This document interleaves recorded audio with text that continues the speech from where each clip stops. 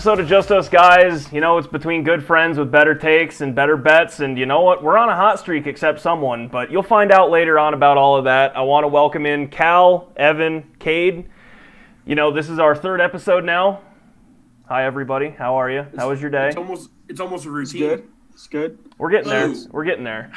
It's like we're doing it every week now. It's wild, right? Yeah. Yeah. Anyway, pretty eventful week all in all. You know, the NFL went out with a bang. Or some would say a massive wet fart. It's up for debate. Yeah. Had nothing to do with that neon logo over there. Bang, bang, bird gang. Bang, bang, bird gang. Heads are about to roll. Bang, bang, bird gang. I don't know. Okay, so let's just start with college football. I think we started with it last week. We'll talk about the national championship game here in a second, but what were our thoughts of the two bowl games? I mean, they kind of, I think we hit them right on the head all in all, other than getting the Clemson pick wrong by a mile. Except for, at the last second of the podcast, when it was actually going long, I said, scratch it, I'm going to Ohio State. I did say that. You did. It is recorded. I did say that. It's on the internet. It is on the internet forever. Lives forever. I still did not expect it to be that way. They completely manhandled them. It wasn't even close. I was very, very surprised. In my opinion, the Alabama Notre Dame game was closer. It was actually, even though the score, it still was like, Notre Dame. No. If you watch the game the whole way through, I think Alabama was literally up like 2 to 3 scores the entire game right up until the end. Like defensively, Notre Dame actually kept them somewhat in check. Like only having them score 31 points. No one expected. Everyone thought they were going to throw. They did better. I will say they did better than Clemson's defense did against Justin Fields, which didn't. If you were taking Cade's bets, not like on the bets that we count, but I did say Notre Dame would cover, and they did. I mean, that was a backdoor cover of all backdoor covers. Hey, man, money. Both underdog teams covered. They did cover. Yeah. That's just it. That game was still wild to me, but I mean, Alabama genuinely was in control that whole game. It was a backdoor cover by all accounts. Oh, yeah. The Ohio State game and Clemson game, on the other hand, I just didn't see coming. I mean, I don't know if anybody, and I genuinely mean this, expected Justin Fields to throw 6 touchdowns. I just don't. Yeah. I thought if there was one person on both those fields between, the two games that was going to throw 6 touchdowns, I thought it was going to be Mac. I figured it'd be Mac as well. But hey, I called the 4 touchdowns for Mac too. I will say this about the Ohio State Clemson game. I definitely thought it was going to be a shootout. Like I definitely thought that there was going to be a lot of points. I just didn't think that at one point it was going to be 42-21. Like I didn't see that happening. No, I agree. I agree with that. I mean, kudos to Ohio State. Like absolute kudos. Everyone doubted them because obviously Trevor Lawrence is like literally Jesus and like walking on water. To be fair, he's only lost now 3 total games ever. Right. Ever. And the dude's amazing, obviously. And 2 of them were in college playoff games. Right. So, it's kudos to Ohio State. Hopefully they can have a good showing against Alabama. That's a whole other topic. But we might as well just segue right into it. Alabama plays Ohio State in the national championship. I think this is Alabama's 6th time in the Natty, and Ohio State's 4th, I believe. Yeah, and this is just the college football playoff Natty. Yeah. We're not talking BCS. Yeah. This is just in the last, 7, 8 years? 7 years. 7 years? Yeah, I think 2013, 2014 season? Yeah. Evan, you should know. You were a big Florida State fan back then. Anyway, Ohio State is an underdog. Plus 7.5 is the line right now as of recording on a Tuesday. I like Bama. I still like Bama to cover. I think Ohio State is going to put up a great fight, but just like the A&M UNC game, I think that I think it's close the whole way through, right up until the end, and then Bama pulls away. I'm riding Ohio State. I don't know how this game's going to go, really. I mean, I have no idea. I mean, I'm not betting on this game. I might bet the over. That's about it. I'm not betting on this game either. It really depends which Justin Fields shows up. If we get the Northwestern Justin Fields, then it's going to be a complete blowout. Or if we get the OSU Clemson Justin Fields, well then Ohio State might win. So, I'm not convinced that Justin Fields. It's crazy, over the past week that we've seen comparisons between him and Trevor Lawrence. There's still such a large gap between the two, in my opinion. But it's going to be interesting. It's not a solidified result by any means. I mean, you go from one extreme, throwing 11 of 28 or something like that versus Northwestern and barely beating them to, putting a good old stomping on Dabo Sweeney down there versus Clemson. So it's hard to bet on it. I think the biggest thing for Ohio State is that running back they have that has ran for like 700 yards in the last 2.5 games. If he runs for 200 yards in this game, yeah, it's Ohio. I like Ohio State a lot because that just opens up the entire field for Justin Fields. I mean, because they have to put 7 in the box to stop that dude, and if they don't, then he's just going to run 6-7 yards a play like he has been in the last 2 games. So that to me is I might live bet this game. If Ohio State's running up and down the field in the first quarter, I'm going to take Ohio State. I honestly, I think Bama's going to win. But if you're talking live betting, I want Ohio State to get the ball first. Okay, go score a touchdown, be up 7-0, and watch that line flip. Like everyone in the world's going to be like, "Oh my God, Ohio State's here they go," and then I'm 100% going to hammer the money line on Alabama. And listen, I think Ohio State's good. I think Ohio State's, they're great, but Bama has more NFL talent on the offense than Ohio State does possibly on the entire team. Honestly. No, that's historically accurate as well. Right. And that's not just that's just not first round talent. You know what I mean? This is guys that are we're looking at as being franchise type players. Devontae Smith is being talked about as arguably one of the best wide receivers coming out of college. And, Alabama's wide receiver we all know that, right? Right. Yeah, absolutely. It's not even close.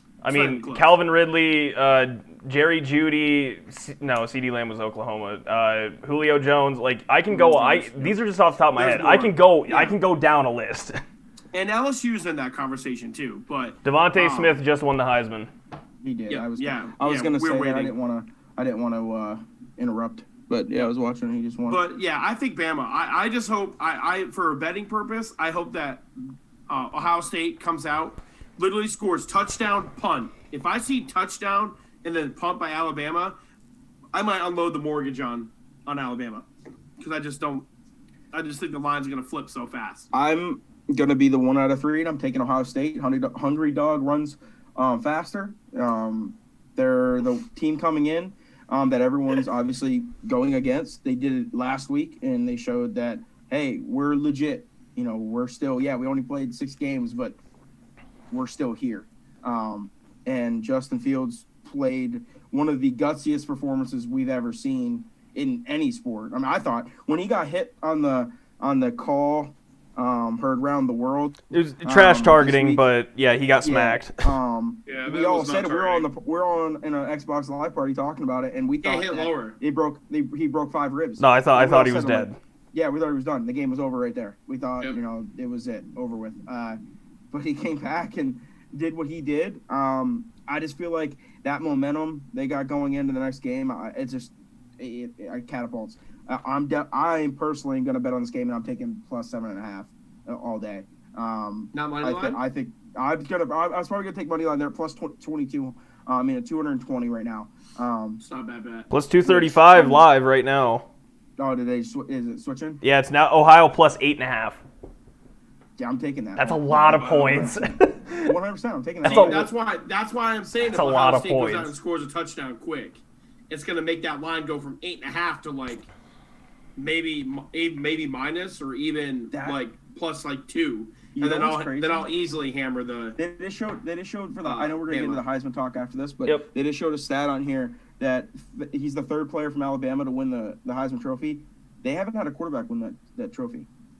They're just like Ohio State. They never really had a great Like Mark, yeah, but you think it's a quarterback award, especially as of late, and to think that it's Derrick Henry, Mark Ingram, and him only 3. Well, and then I was going to say being- the last I was going to talk about this in the Heisman Talk, but yeah, Derrick Henry was the last non-quarterback to win this in 2015.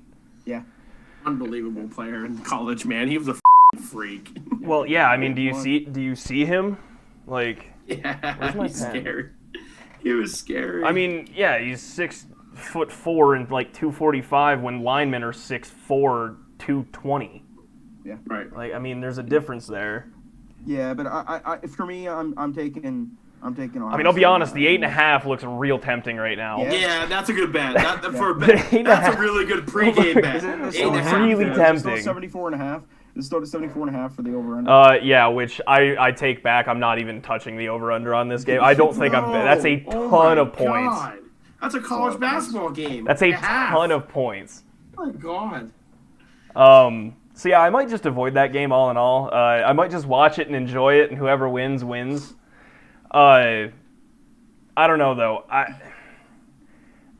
Like I said, the biggest question mark to me is can Alabama's I don't question Alabama being able to stop Justin Fields. It's can they stop the run that's going to set up Justin Fields to be able to pass. If Bama's defense can just, grit their teeth and stop the run of Ohio State, which has been otherworldly the last 2 games, then, yeah, I like Alabama.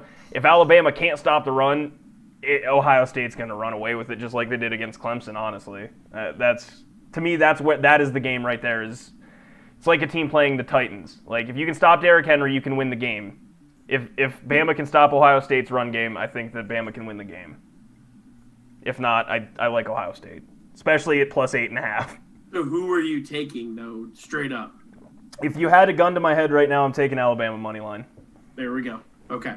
Evans, Cal's the only one. Cal's dark horse. Yeah, Cal's on OSU. All right, there you go. All right, let's talk about the Heisman now. Now that we've already know who the winner is, I don't really think we need to talk all that much about it. I personally thought it was Devontae Smith. I mean, he led the entire FBS in touchdowns, I believe, from a non-throwing position. Yep. And had, I think, all the most scrimmage yards. So, I mean, he did everything for Alabama. He's a kick returner as well, so... Yeah. Yeah. My only not rebuttal, but thing that's terrible is literally when we look back on it, Trevor Lawrence might go down as one of the best college football players ever. One of them. Maybe not legendary status ever, but he has, statistically. No, I mean, he's going to have the what stats. What he did for a team and everything, right. He's going to go down as legendary status. It's a crime that he never won a Heisman. I mean, but what did he go up against? He went up against... Oh, yeah. I mean, I'm not taking anything Who away won from it? Joe Who won it Burrow. before? I was going to say Burrow, but who won it before Burrow? Kyler Murray. Mm-hmm. I'm not taking it away from anybody. I'm saying it's crazy. It's just crazy that, he's going to go down as one of the best to do it and not have a Heisman. And, I mean, honestly, if you say Trevor plays... If he plays against Notre Dame and he, does his normal game, so say 303.5 touchdowns, does that win him the Heisman if he beats Notre Dame in that game that they lost? Oh, did he miss 2? Okay. Yeah, he missed 2 games. Yeah. If he plays those 2 games, he's the Heisman. It's a QB award. He plays normal football, yeah. Yeah, it plays normal football because it's literally their award. It's a QB But award. again, to be fair, he wouldn't even have had the best statistical quarterback season. That went to Trask. Yeah. Yeah, but they would have been at worst 10-1 going into the college football playoff. If Florida had 3 losses. At worst, yeah. Yeah, and Florida had 3 losses. Well, so, no, Clemson would have been undefeated, dude. Well, yeah. If they would have beat Notre Dame, they'd been Yeah, undefeated. I mean, with Trevor Lawrence, they beat Notre Dame. Look at what they did in the ACC championship. They beat Notre Dame. Right. With Trevor Lawrence. Dame, exactly. So if they beat Notre Dame, then there's no doubt. There's no doubt in my mind. All right. Mac Jones again. I think he had a great season. Just if you stack it up, if you stack it up though to Trevor Lawrence, who just kind of does everything, and Trevor Lawrence kind of already has that aura about him. That and then when you put it up against Kyle Trask's stats, not like efficiency or anything, but like stats, which rivaled Burrow last year. I mean, yeah, I mean, All four really good players. I'm willing to bet two of those three quarterbacks might be a bust if they start out of the gate. If they get to sit, I like their odds. In the NFL? Yeah. I think Alabama quarterbacks don't pan out, and Trask kind of laid a massive egg. they both need to sit probably. They're not cornerstone players that come in and start day one. Like Trevor Lawrence will come in and start day one. Yeah, for Jacksonville, he's 100% starting because he could Gardner start for Minshew, 10 teams right now. as much as I love Gardner Minshew, he's gone because you're not going to want Gardner Minshew to try and mentor Trevor Lawrence. Yeah, right. Like, that's just not it. He's going to be mentoring. He's going to be mentoring Gardner Minshew. That's just not it. I bet if you asked all 32 GMs right now, who would you rather have, their quarterback or Trevor Lawrence going into next season? I bet Trevor Lawrence cracks that top like 15 or 18 teams. Like I bet there's 15 to 18 teams that are like, yeah, we'll take Trevor Lawrence over the guy we currently have. I'll give you maybe 15. Yeah. That's what I'm saying. 15 to 18. That's what I was kind of giving like I would be safe to say 10 at least. Yeah, no, 100% 10. You could make the argument for 15 or 16. Yeah. Like you got to think like teams like Dallas. Like would Dallas think about Trevor Lawrence over Dak Prescott? Like that's a pretty good question. So there's just a lot of it is. I mean, I will guarantee you Atlanta would take Trevor over Matt Ryan because of Matt's contract, but Matt's not going anywhere. So yeah, exactly. That and that would be attributed to everything in the decision. But like if I ask the Chargers right now, if I'm the Chargers and you ask me that question, I'm saying I think I got to ride with Herbert. right. Yeah. But Herbert's one of the guys I wouldn't pick. Yeah. Yep. Like I wouldn't pick Herbert or like Burrow, like any of the guys that are young that look good. That showed promise. That showed promise. That needed time. Right. Yeah. But like if you're someone like the Bears or Oakland or Denver, like I can name. No, like I totally get it. Easily in that conversation. No, I totally get it. Yeah. All right, well, if we're going to speak about awards, do we just want to go on? I mean, we already know the winner. I was hoping this was going to come out after this segment so we could kind of talk about it and then lead right into it. Yeah. Literally seconds before. But now that we know who won that, let's speculate on this one that we won't know until February 6th, which is when the NFL Honors is. The NFL Awards. So we're going to be going over MVP, Coach of the Year, Offensive Player of the Year, Defensive Player of the Year, the Most Improved Player, which, yes, doesn't exist, but we're going to say it anyway because I think it's a good conversation. Comeback Player of the Year, and then Rookie of the Year.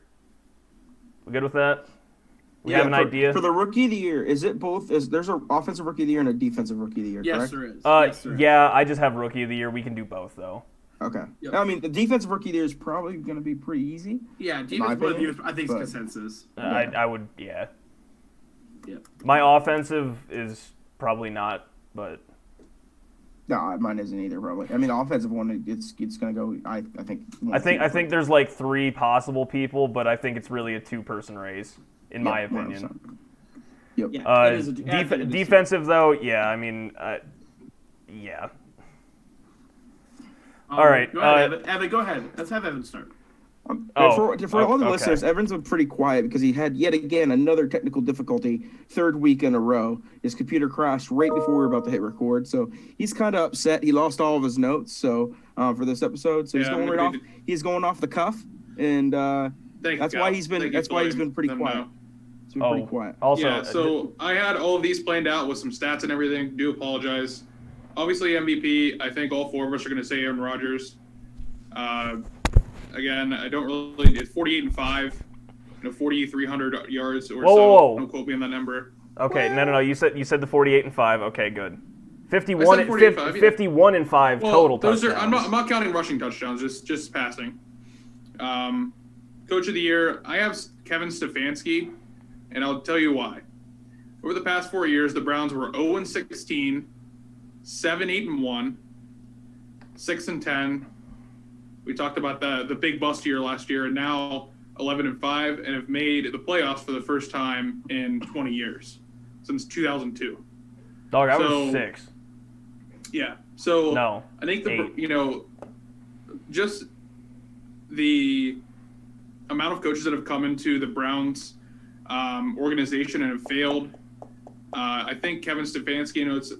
I'm not sure if definitely not consensus, but No. I think he is definitely worthy of consideration for that award. Offensive Player of the Year, I have Derrick Henry, 2,000 rushing yards. I lost my notes again. Don't have any touchdowns he had, but 18. He had 18. 18 touchdowns. Thank you, Cade. 18, 21 total. Yeah. Thank you. Rushing.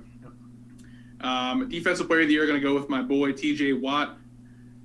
15 sacks, integral part of the Pittsburgh defensive scheme.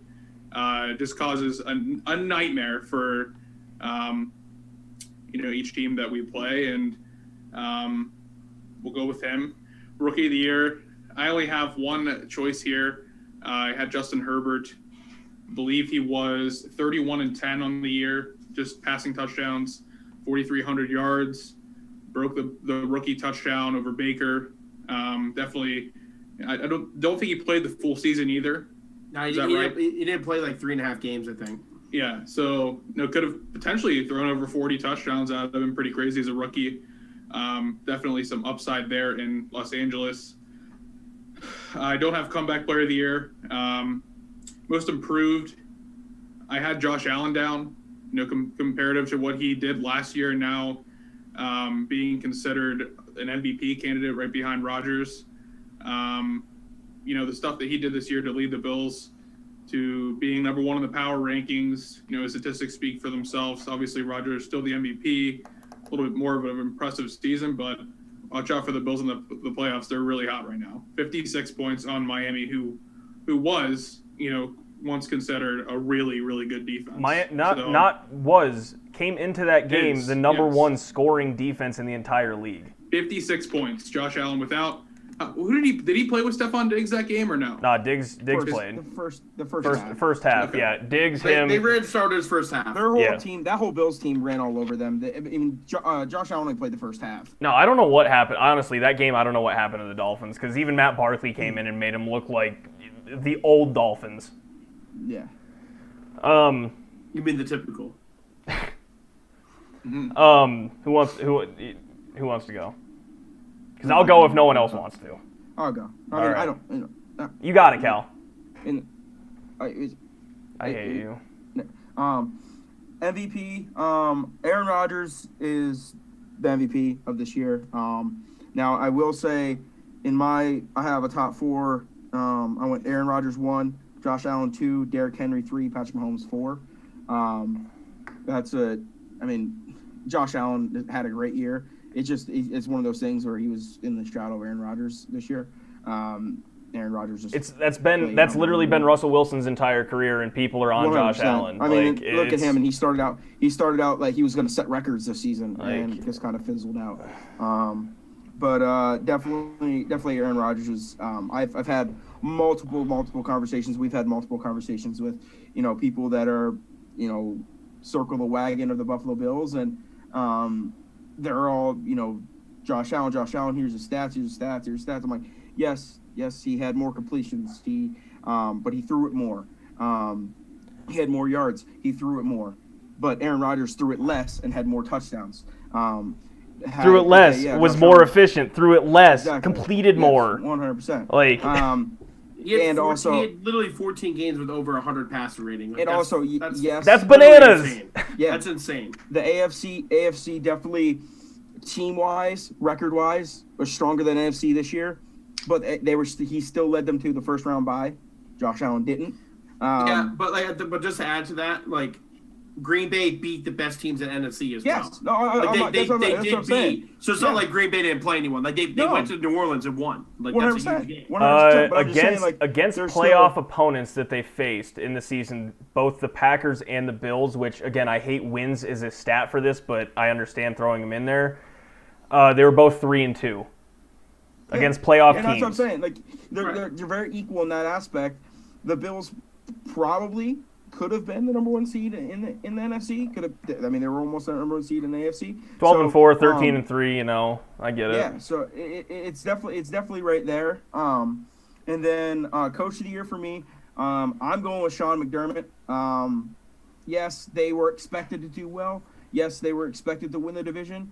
But for them to actually win the division for the first time in 25 years, is astronomical for them. Now the next step they actually have to do is actually win a playoff game and not just talk about it, but they actually have to do it. He has turned this franchise around. I know, granted, it helps that they have actually players now, but he's a big part of that. The crazy thing to think about is that the last time they won it, Cade was in diapers. I was. Not dog. I'm technically older. Wait, the last time the Bills won a playoff game, we all were. Yeah, 100%. I don't know if you. I don't know if Cade was born. No, me and Evan weren't born. Yeah, 95. Yeah. To think about it, too, the Indianapolis Colts have won the division in the AFC East since before the Bills have. The last time the Bills have. The Indianapolis Colts have won it before the Bills have in the last 25 years. So that's the kind of stuff that I'm riding behind Sean McDermott. He's turned that team around, that franchise around. I'm super excited for them because even though I'm a Steelers fan, growing up where we grow up, I like to see the Buffalo Bills do well. I know people don't think I do, but I really do. I root for them. Now, with all the slander that I'm hearing from Bills fans against Steelers because, we're the new sheriff in town. Let's see you win a playoff game first. But I don't want to get into the homer status, but that's where I'm at. Sean McDermott, Coach of the Year. Offensive Player of the Year. I'm torn between Derrick Henry and Devontae Adams. Both had fantastic seasons in their own right. I just have to go with Derrick Henry more than Devontae Adams. I think if Devontae Adams would have played all 16 games, he would have got there because I think Devontae Adams would have easily scored 20 touchdowns. He was already at 18. So if he would have scored 20 touchdowns or 20 plus, I think 100% him. But I got to go with Derrick Henry. I mean, the mere fact is he averaged 126 yards per game, and he had 3 games over 200 plus. Yeah, that's a banana stat. It's disgusting. Got to go with Derrick Henry with that. Defensive Player of the Year, I'm going with T.J. Watt. Obviously, most people are going to, expect that out of me and Evan especially. Led the NFL in sacks with 15, tackles for loss with 23, and QB hits for 41. So led the NFL in all 3 of those. He had 53 total tackles, 2 forced fumbles, and an interception as an edge rusher. Impressive. You get an interception 1 a year as an edge rusher. That's impressive. He's an animal. He's an absolute menace for every offensive line that comes up against him. As well put as our coach said, he's a man from a different planet. It's as simple as that. Fair enough. And it's going to be really great when we get JJ on the team next year, and we're going to have all 3 Watt brothers. You said Green Bay wrong, but I get it. Hey, if he goes to Green Bay. Coming home to Wisconsin, buddy. Yeah. And then Rookie of the Year, definitely a 2-man race, in my opinion. Offensive Rookie of the Year, 2-man race. Yeah. I'm going to go with Justin Jefferson, though. Just for the mere fact, look at the Heisman. It went to a wide receiver. I think it's the year of the wide receiver. I think it's huge that Justin Jefferson broke the record. 88 receptions, 1,400 yards. Impressive enough to get it to exactly 1,400. I don't care who you are. That's impressive. He was trying to do that. And 7 touchdowns. Great year for any level of wide receiver. He's a rookie. It's ridiculous. No, it's Had wild. him on my fantasy team. Picked him off the waivers. Smart decision. And then Defensive Player of the Year, Rookie of the Year, I'm going to go with Chase Young. He's going to be an absolute animal every year as long as he stays healthy. He's going to be one of those, edge rushers that is just disgusting. He's huge, physical, fast. That swim move is devastating. So he's an animal, and he's got good hair. And I'm going to go with my most improved. I'm going to go with Josh Allen, the same with Evan. Just single-handedly, like I said, Josh Allen had a career year. He had 4,544 yards compared to 3,089 last year. Had 46 total touchdowns to 29 last year. Had a 69.2% completion rating to 58.8. And then the most important stat of a quarterback, he had 1 reception touchdown this year. Absolute phenomenal. Just an absolute dog. He's going to be in the top conversation of 1 to 2 to 3 quarterbacks in our league for the next 10 years if he's on this path. He will win an MVP in the next 3 years. He is an animal. And then I'm going to go with comeback player of the year. It's consensus, Alex Smith. Disgusting. He's playing in a playoff game, starting a playoff game this weekend. And I would love a Washington win against Tampa Bay. Same. That would be just come there and just, let's go. Come on. W. But seriously, Alex Smith, congratulations, man. It's awesome. Hope you're listening.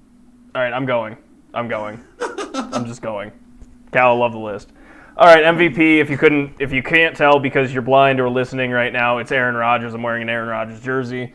I don't really need to explain this. I think just the eye test alone. I don't even need to look at stats. What Aaron has done this year is more than enough to prove that he earns it. Again, 51 total touchdowns. Huh? This is his third, which is joining Brady, Peyton, and Brett. That's it. No, it's Aaron. Who's the last one? Yeah. Brett Favre. Who? You know the Hall of Fame quarterback that the Packers had before Favre? Aaron Rodgers. He could Are you throw talking it about pretty Brett hard. Favre? Brett Favre. Man, I forgot about him. Yeah. I saw his jersey at Walmart for like $7.99. What, the Jets or the Vikings one? It was actually the Vikings. Yeah. He played better there. No, he I needed didn't. some toilet paper. Jets He are played better. his best years. All right, in guys. Minnesota. Anyway, The Jets green is better. it's Aaron Rodgers. He has 51 total touchdowns to 5 interceptions, which is quite literally a 10-to-1 touchdown to interception ratio. Josh Allen, I think, has 46 total touchdowns, who I would consider my second place, in case anyone's wondering, but has 10 interceptions. I don't know how many fumbles, but I assume a bunch of fumbles because he does run more than Aaron. That's just a fact. Aaron led the league in completion percentage. He led the league in touchdown. He led in all the categories that matter that you want your quarterback to lead in. He didn't turn the ball over, and he got the ball to your guys, and they scored. To me, it's a no-brainer. Plus, this is technically his greatest statistical season, and he's won it twice before. So if it's the best of your other two... It might be one of the greatest seasons ever. No, I mean, like a 48-5. His other best season was 46-7.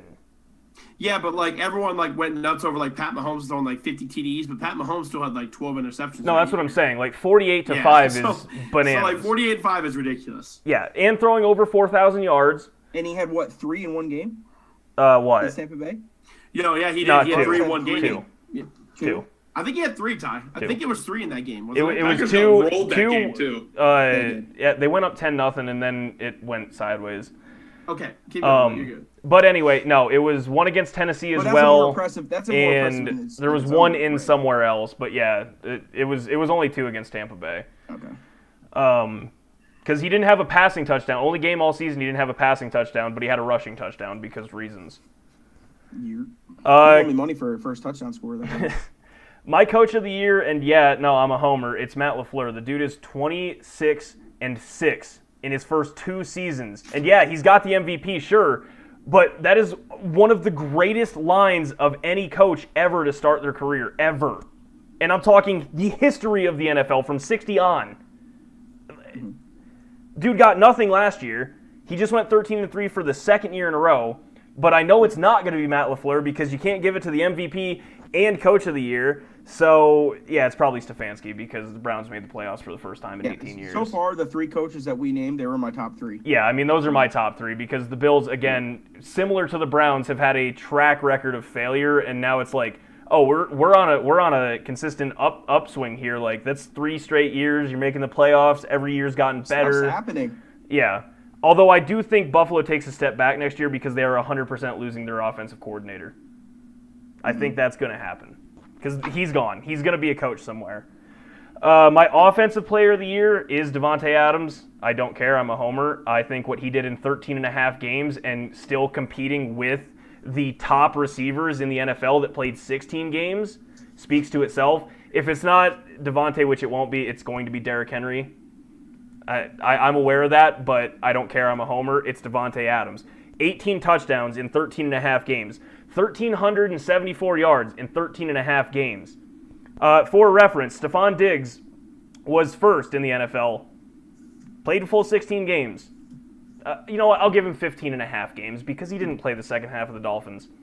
15.5 games, had 1535. Devontae had 10 less catches than Stephon Diggs, and they averaged the same yards per reception. Devontae Adams is your Offensive Player of the Year. Everyone pretty much likes that. I mean, he almost tripled Stephon Diggs' touchdowns. I mean, to me, it's between Diggs, Adams, and Henry. Henry's probably going to win it, but I don't care. It's Devontae Adams. My Defensive Player of the Year. I really wish it would have been Travis Kelce. I think that would have been awesome. I mean, I think he could have, but yeah, if he had to keep that receiving crown. He didn't play the last game. My Defensive Player of the Year, it's T.J. Watt. The stat that swung it for me was I was going to go with Aaron Donald because I thought that they're probably going to give it to Aaron Donald. I think that Donald is quite literally a once in a generation, where T.J. Watt, yes, he is very, very good.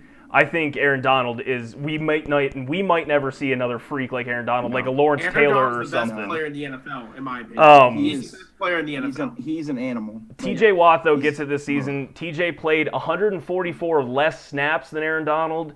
Had, as you guys mentioned, I think a sack and a half more. Had more tackles for losses. I mean, it's T.J. Watt. Just because of the fact that he played 144 less snaps, which equates to a lot of football. Oh, yeah. My most improved is Josh Allen.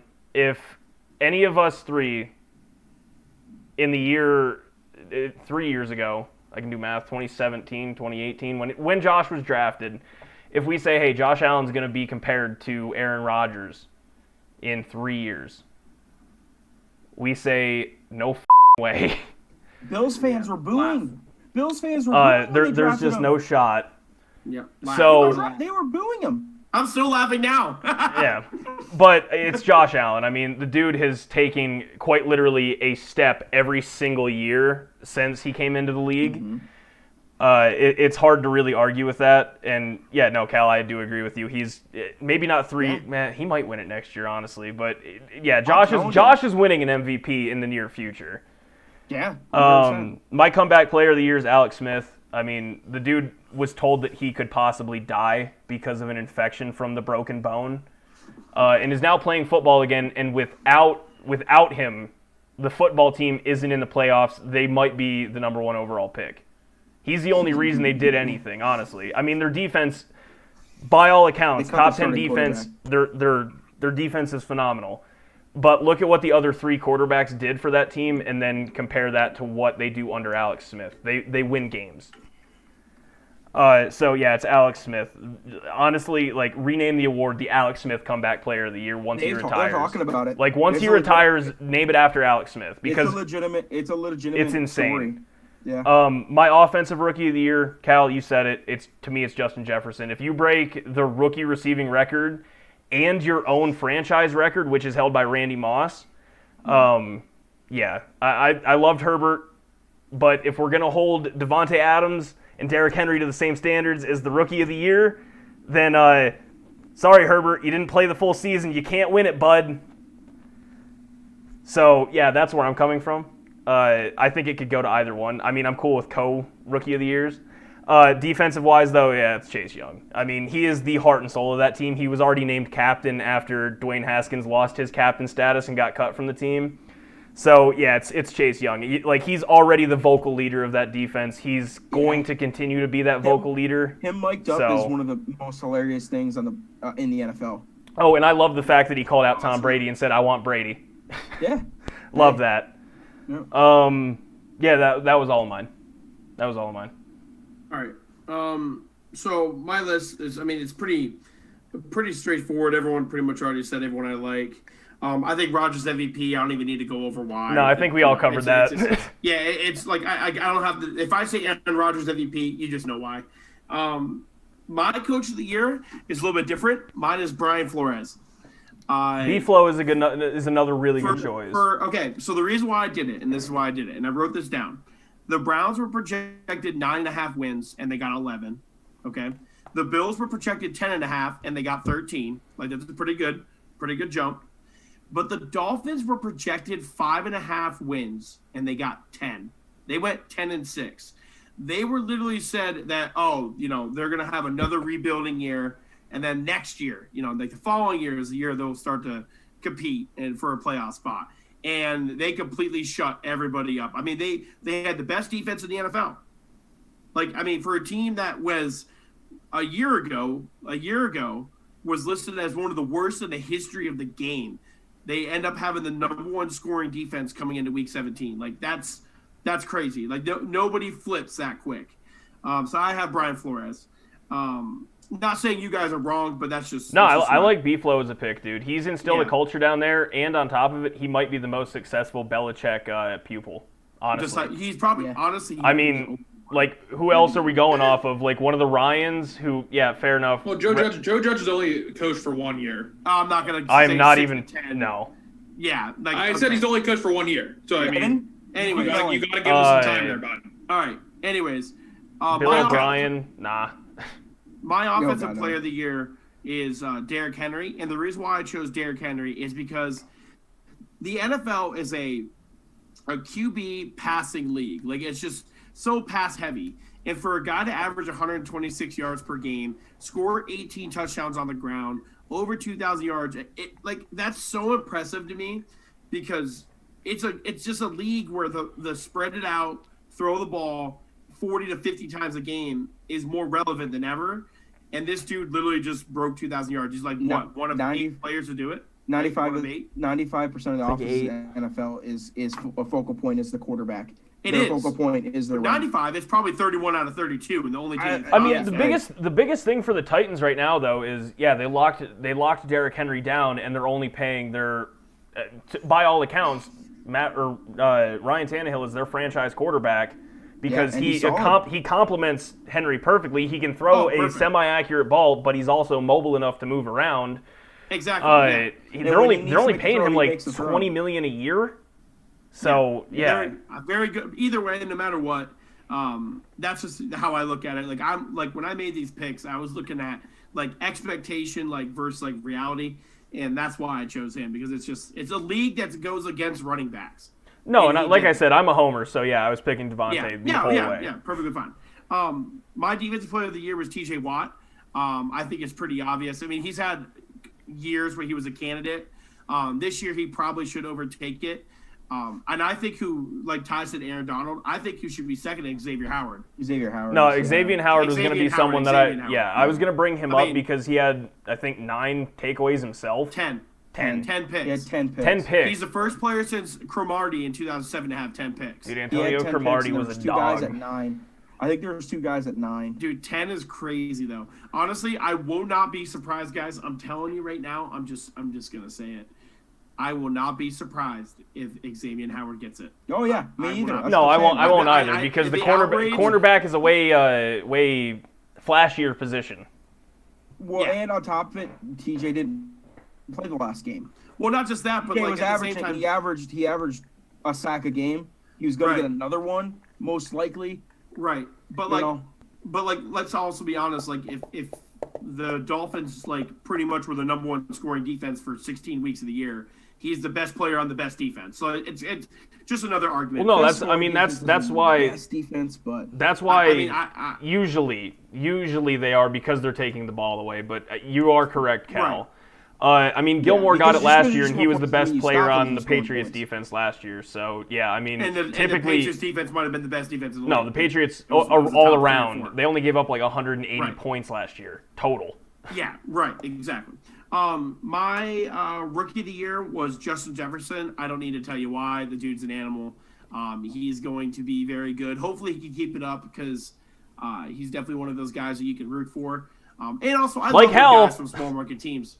Well, yeah. Like hell. When guys from small market teams do well too. Minnesota's not a huge name in the NFL, so I like it when guys can succeed in places. My defense is Chase Young. Yeah, he's a stud. I don't think he should have called out Tom Brady, and I hope he gets his ass beat. I hope they go down to Tampa and get. No, they got to go to Washington. Yeah, no, it's a home game, baby. I hope he walks in there and lays that schlong on his forehead. I really do. I hate when young guys talk like that. Don't be the Jalen Ramsey and but Josh Norman's Jalen Ramsey backs it up, though. No. I don't care. I don't care if you back it up. Listen, I don't care if you back it up. It doesn't matter when you're literally 21 years old talking to arguably the GOAT. Like, just shut up. And then my most improved was Josh Allen. I don't even need to tell you why. We've said it 100 times. The dude's an animal. I'll get into the Buffalo Bills later, but I'm very happy to see Josh Allen do well. Like, another small market team, that's good. I'm gonna put my submission in right now on this podcast for my apology about Josh Allen.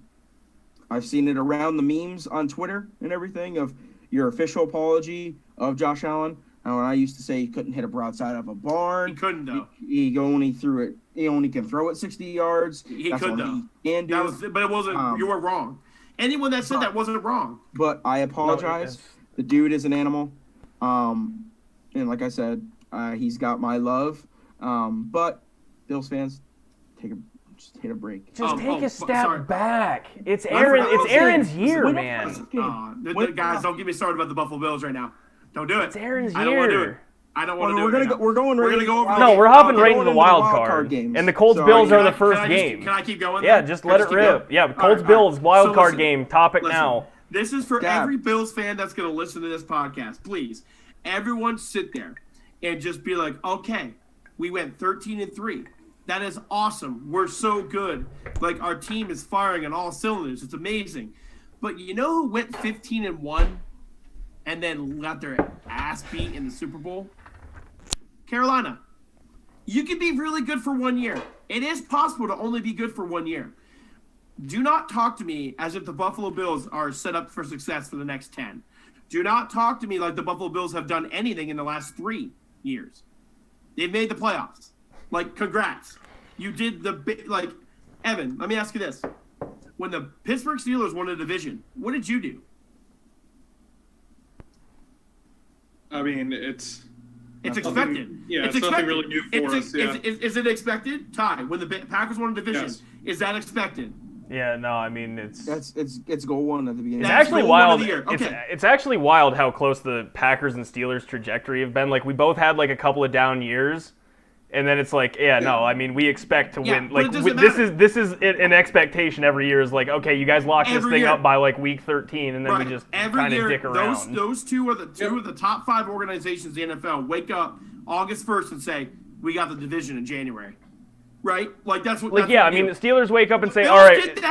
The Bills did that for the first time in my lifetime. So not wake up today and talk shit to me about the Buffalo Bills. Okay?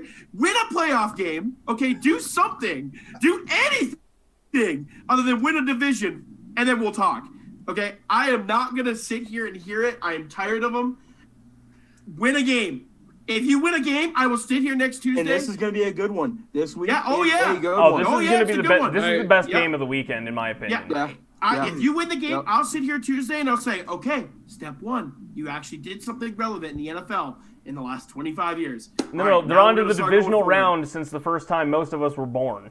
I will say, I'm 25. They haven't won it since. Like, I'm so tired of them. The wild card games for the NFC, I think, in my opinion, are pretty cut and dry this week. The AFC, on the other hand, each one of them, it could go either way. Each one of them could go either way. Two of the 3. Come on, let's not get carried away. We haven't been playing very good. Dog, the Steelers are 23-2 against the. Haven't been playing very good. Granted, we almost beat them with our JV team last week, but still, I'm not just throwing in the towel. I'm not like it's. Trust me, I'm just happy to see the Browns in the playoffs. I'm not expecting an even close game. Like, I'm expecting like 34-10. The Browns are gonna shit their pants. It's 6 right now. The line is at 6, which I'm kind of surprised at. Dude, I think it opened at 3, but then Stefanski and all them were announced out today, and then it was like, oh yeah, okay, this is which is way wild. Off. I feel we're gonna talk the Browns Steelers last game of the entire thing. We're gonna talk about. We're going in order. Hold on. I want to say one thing about the Bills. Yeah, no. Bills Colts is still the topic. Yeah, okay. We're still there. We're still there, Ty. I'm talking about his necktie, not you. You're confusing everyone. I wanted to say, I mean, to what Kate said about the Bills being set up for the next 10 years, I'm not sure if I agree with that. I mean, you know, if anything, this year we've seen Josh Allen make a huge step. I don't know who said their coach of the year for Cal Sean McDermott. Was that you, Cade? No, it was Cal. No, it was Cal. You know, we The got coach NFL's of the a year year-by-year basis, though. Like every year the NFL is different. It's hard to compare them to the Panthers because, like, Why? I mean, it's bad. Cam Newton had an MVP You can. season. What do you mean? He had a good Yeah, season. but Cam Newton. You can rise I in don't the know. NFL He sucks just as right fast now. as you can fall. No, seriously. The 49ers went Right. 4-12, 13-3, and then 5-11. They went top 4 pick, Super Bowl, top 10 pick. They were I'm also just saying, plagued with, like, they were I'm just saying, they the were also NFL plagued is with like- injuries this year. Yeah, that can happen. It can No, happen. that NFL's a happens. year-by-year. NFL's a I agree. year-by-year But basis. but the only caveat to that is that's why you pay your coach. Is because you're Your supposed to coach be is able to only coach the through same. that. By all means, the Steelers, were dog shit last year, but they still managed to go 8-8 with quite literally me lining up at quarterback and receiver. Right. Like, Because they have a great coach. I mean, yeah. Can you call it a duck? Oh my God. God, I want to grab a duck call right now. No, like Mike McCarthy, perfect example. Aaron Rodgers, only person on the entire team injured, only person, back-to-back seasons, losing record. Yeah. He was fired. Listen, It's a coach thing. Well deserved. It's a Made my day. year-by-year Made my basis. year. There's no sport like the NFL because it's year-by-year basis, like more than anything. The Steelers were 8-8 last year, and they were honestly lucky they were 8-8. And now this year they turned out they're 11-0. You know what I mean? So like it's a year-by-year basis. Like you can't. So what I'm saying is until the Buffalo Bills show me that they're a couple years in a row of like great play and like winning a playoff game, 3 in a row. They got to win one, right? winning the division or something like that, then I'll be like, okay, like Buffalo, like talk your shit, like talk your shit. But like right now, I hate fans that do that. I hate it. I can't stand that. Okay. It's like it's been so bad for so long. It's the same with like the way the Browns were, are right now. I love Browns fans right now because they're not. They're just Right. No, because they got Because they punched got hard in humbled the dick last year. Hard. Exactly. They They're got letting their humbled. team. They're letting their team just win and let Baker Mayfield do what he needs to do. Like I was like, to yeah, win. like last season, like you guys said, you guys know Browns fans that were over the moon at Super Bowl or bust, all because they picked up OBJ, but they got a brand new coaching staff. All right, that's they still have a better offense this year. still a way really better big on paper than last transition. year. But okay, I see your point. I was just I would have been over the moon with 9-7. And yeah, like Browns are one of my top teams. Like I'm a big fan of the Browns because of my grandfather. It's probably your second team. Probably, yes. Yeah. But this year I was like, all right, got a new coach. I don't really care for Kevin Stefanski because Vikings OC, like I know what he can do. I've seen what he's done against the Packers. The Vikings don't ever fare well against the Packers. So I was like, all right, I don't love this hire when there's people out there like Eric Bieniemy and stuff, like who literally just won a Super Bowl. So I wasn't like super up on it, but that being said, I was wrong, and I'm also not paid millions of dollars. Wow. But the Browns in themselves are, that's a trip. Like I'm just happy that they're in the playoffs again. In the first time since 2002, I was 8 years old. As far as the Bills go, this is the Bills' first season where they are truly favored in the playoffs. They're not coming in as a wild card or 9-7, 10-6. Like the Bills have expectations placed on their shoulders, and if they somehow lose to the Colts, which it could very likely happen, the Bills have like the 28th ranked rush defense. And I don't know if anyone's been watching the Colts the last couple weeks, but Jonathan Taylor has been a monster for them. Yeah, it was a really Frank good Wright's drop. a good coach. Frank Wright, if he gets crazy with Phil and tries to throw the ball, though, the Bills by 100. If they just stick to Jonathan Taylor, like the Colts are going to make this a game, and guess what? If they can keep the ball away from Josh Allen, no, that's game. That's ball game. So are we going to do predictions for each of these games? We can, because right now Bills are set at -6.5. So, do you want to do it like that or just winners? Or money line? We can just do money line, winner, whatever you think. If you think they're going to cover, because there are a few games I think that teams are going to cover, but other games like I'm like, okay, yeah, that's just a straight up pick 'em for me. I think this is going to be a close game, the Bills and Colts. I think it's going to be a final drive type game for either one of them, whether it's the Bills stopping Phillip Rivers because Phillip Rivers can't get that to that next level in the playoffs, even though he's in his 17th season. This is a team you can do it with, though. Great defense and weapons. It is. But I'm picking Bills. I think their offense is too good right now. I'm going with Bills. Yeah, no. If I'm going money line, it's Bills. If I'm going points, though, I like Colts +6.5. See, that's literally what I wrote down is I'm picking the Bills to win, but I'm taking the Colts +6. Yeah, I like Colts. I like Colts +6.5 a lot because Cal, I think this is going to be like a field goal-ish game. Field goal game. Yeah, overtime. No, Buffalo's gonna come out not like they did the last couple regular season games, because a home playoff game, everything riding. Hey, on they're them. going to have like 4,000 Bill Mafia fans there. What I'm saying is you're not going to see the same Buffalo Bills team off the gate. Is what I'm saying. Out the gate. That's just me. But I do pick the Bills to win. I do have the Bills to win. Off the No, I like the Bills. Yeah, I'm gonna be the only one. Considering that, well, it's not really a prediction loss if this is not. It doesn't count towards my record, but it doesn't count towards your. I'm gonna say the Bills whip up on the Colts.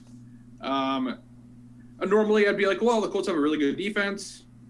Frank Reich is a good coach. Been here before.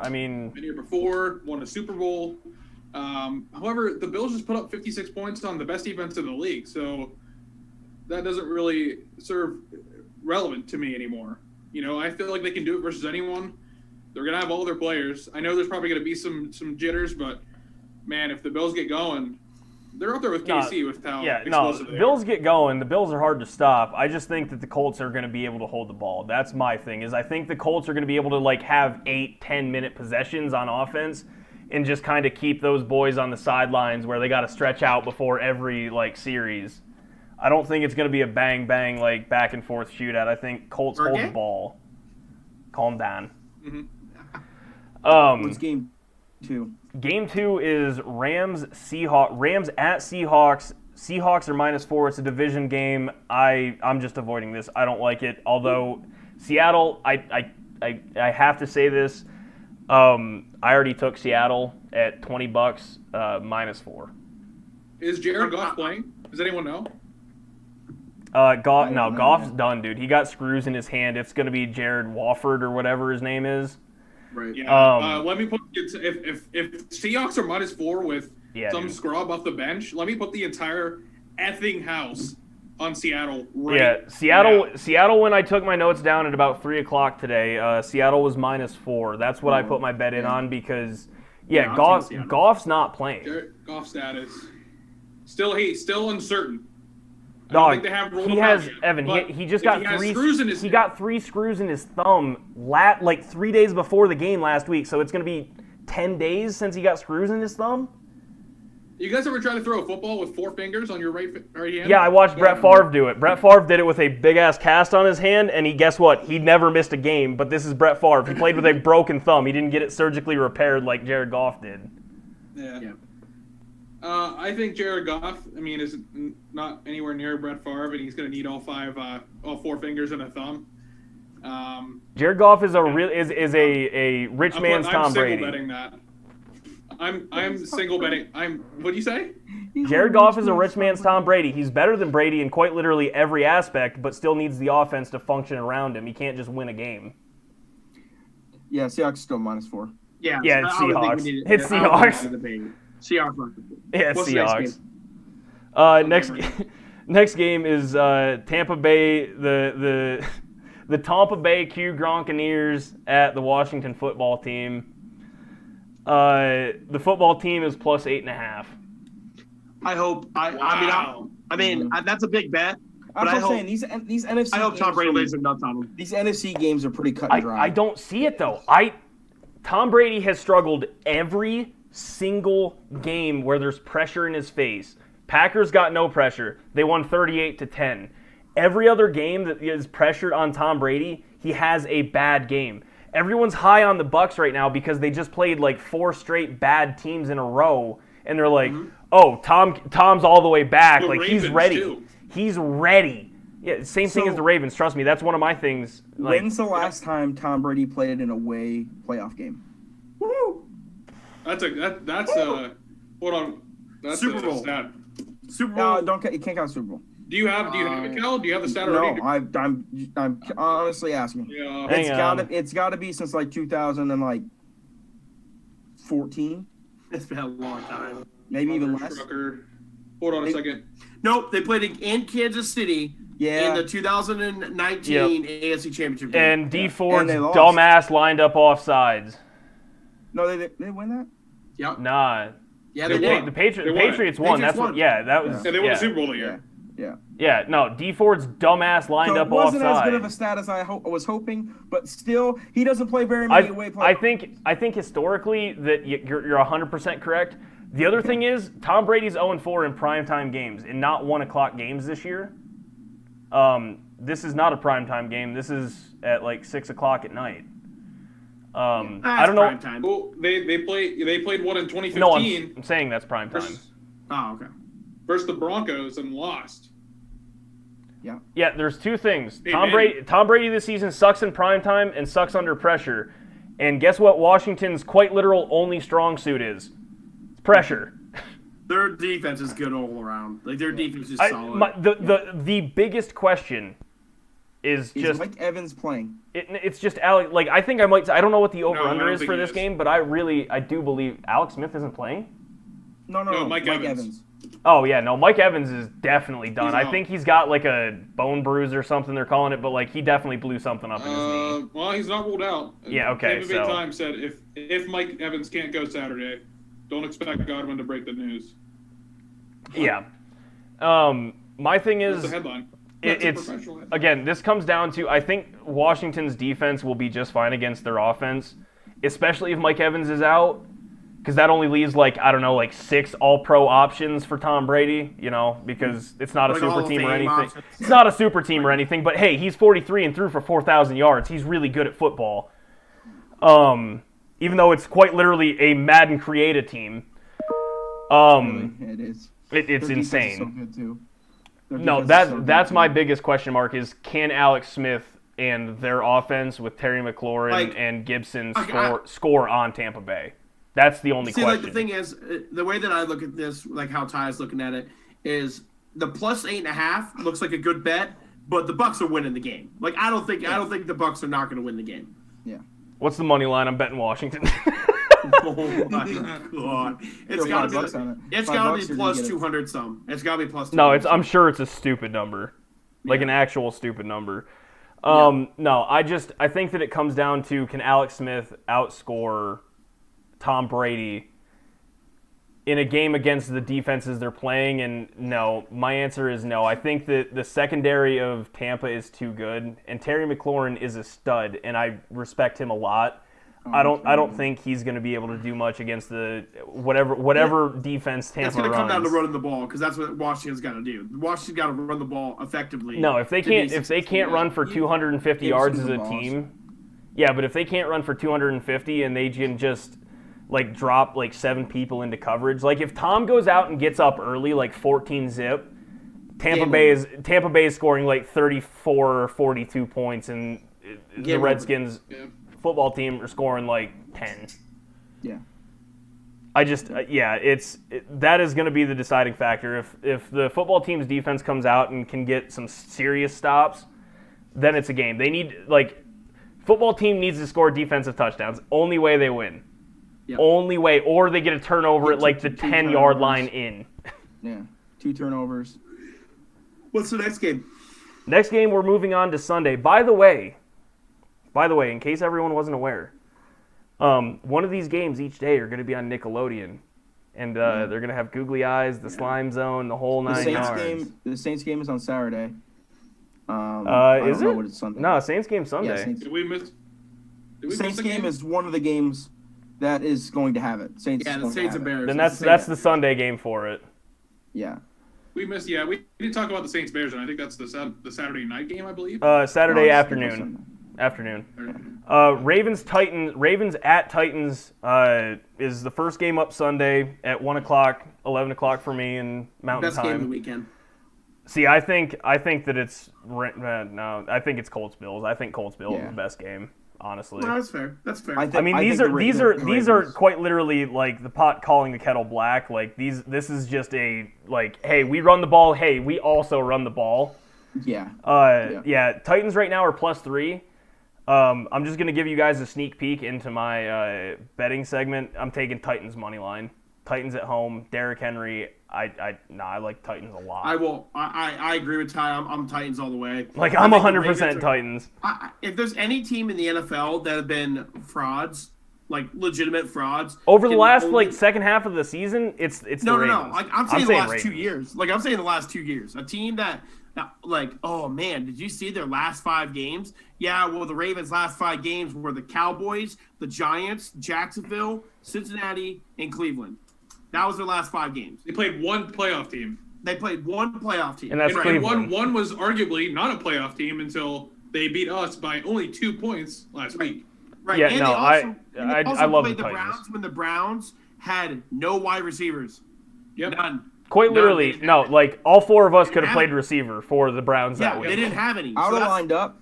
I would have lined up too. Oh. Yeah. I caught. so- Reach They're back. overrated, in my opinion. They I- have way too much hype. Watch out for the Baltimore Ravens, everyone's saying. You know, until they play a good defense, where people can Lamar gameplay for Jackson. Lamar Jackson. I'm saying the same thing, Evan. Don't mean to interrupt you. I'm saying the same thing about Lamar Jackson as I am Josh Allen. Like, you've been doing well, win a playoff game. Like, No, it's not just. No. No, Hang on. It's not just doing well. Hang on. Rush. Josh Allen and Lamar Jackson are on 2 different planes for one simple reason. One's a unanimous MVP and still Right. hasn't won a playoff game. Playoff game. Right, exactly. Like even Aaron's not going to be unanimous this year because Josh and Mahomes and Henry, I assume, all 3 of them should get first place votes. Now I think Aaron wins, but I think everyone's going to get a vote here. Right. Yeah. Exactly. But that's my point, though. Is like win a game. Win a game. No, it's 3 Lamar years in a Jackson's row. fraud. He's a fraud until you win a playoff game. No, back-to-back years. The Chargers, after they beat the Chargers, this is 2 years ago I'm talking about. After they beat the Chargers like maybe 2-3 weeks earlier, Chargers came back in the wild card round and bitch slapped the Ravens like Oh yeah. Wasn't brutally. Yeah. Brutally. And then they got same bitch thing slapped happened. by Tennessee. They took him out back. Correct. Yeah, Tennessee redheaded stepchild that bitch last year. No, Yeah, that's and what I'm yes. saying though. Is the Ravens have a great regular season offense? Their team is built for that. But when it actually comes to, all right, boys, it's time to lock in. We're putting 14 hours a day in here. We're gonna get a game plan. The Ravens have quite literally shit the bed every time. Correct. Every time. Correct. It has And not they're failed. They will Sunday. They will I think Sunday. against the Titans they will. Because will guess Sunday. what?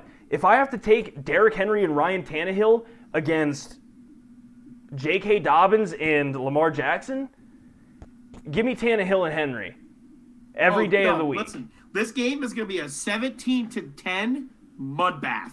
Absolute mud bath that Tennessee is going to win. See, I think I'm going to fade my own brain here, and I'm going to take the over because I don't know. I think I'm going to fade my brain. Everything is telling me, like, hey, this is going to be a low-scoring game. I really might take the over on this just because. Oh, hey. And I'm okay with that. I support you. The Bucks and football team, though, I'm probably going to take the under on that unless Tom Brady just gets carried away.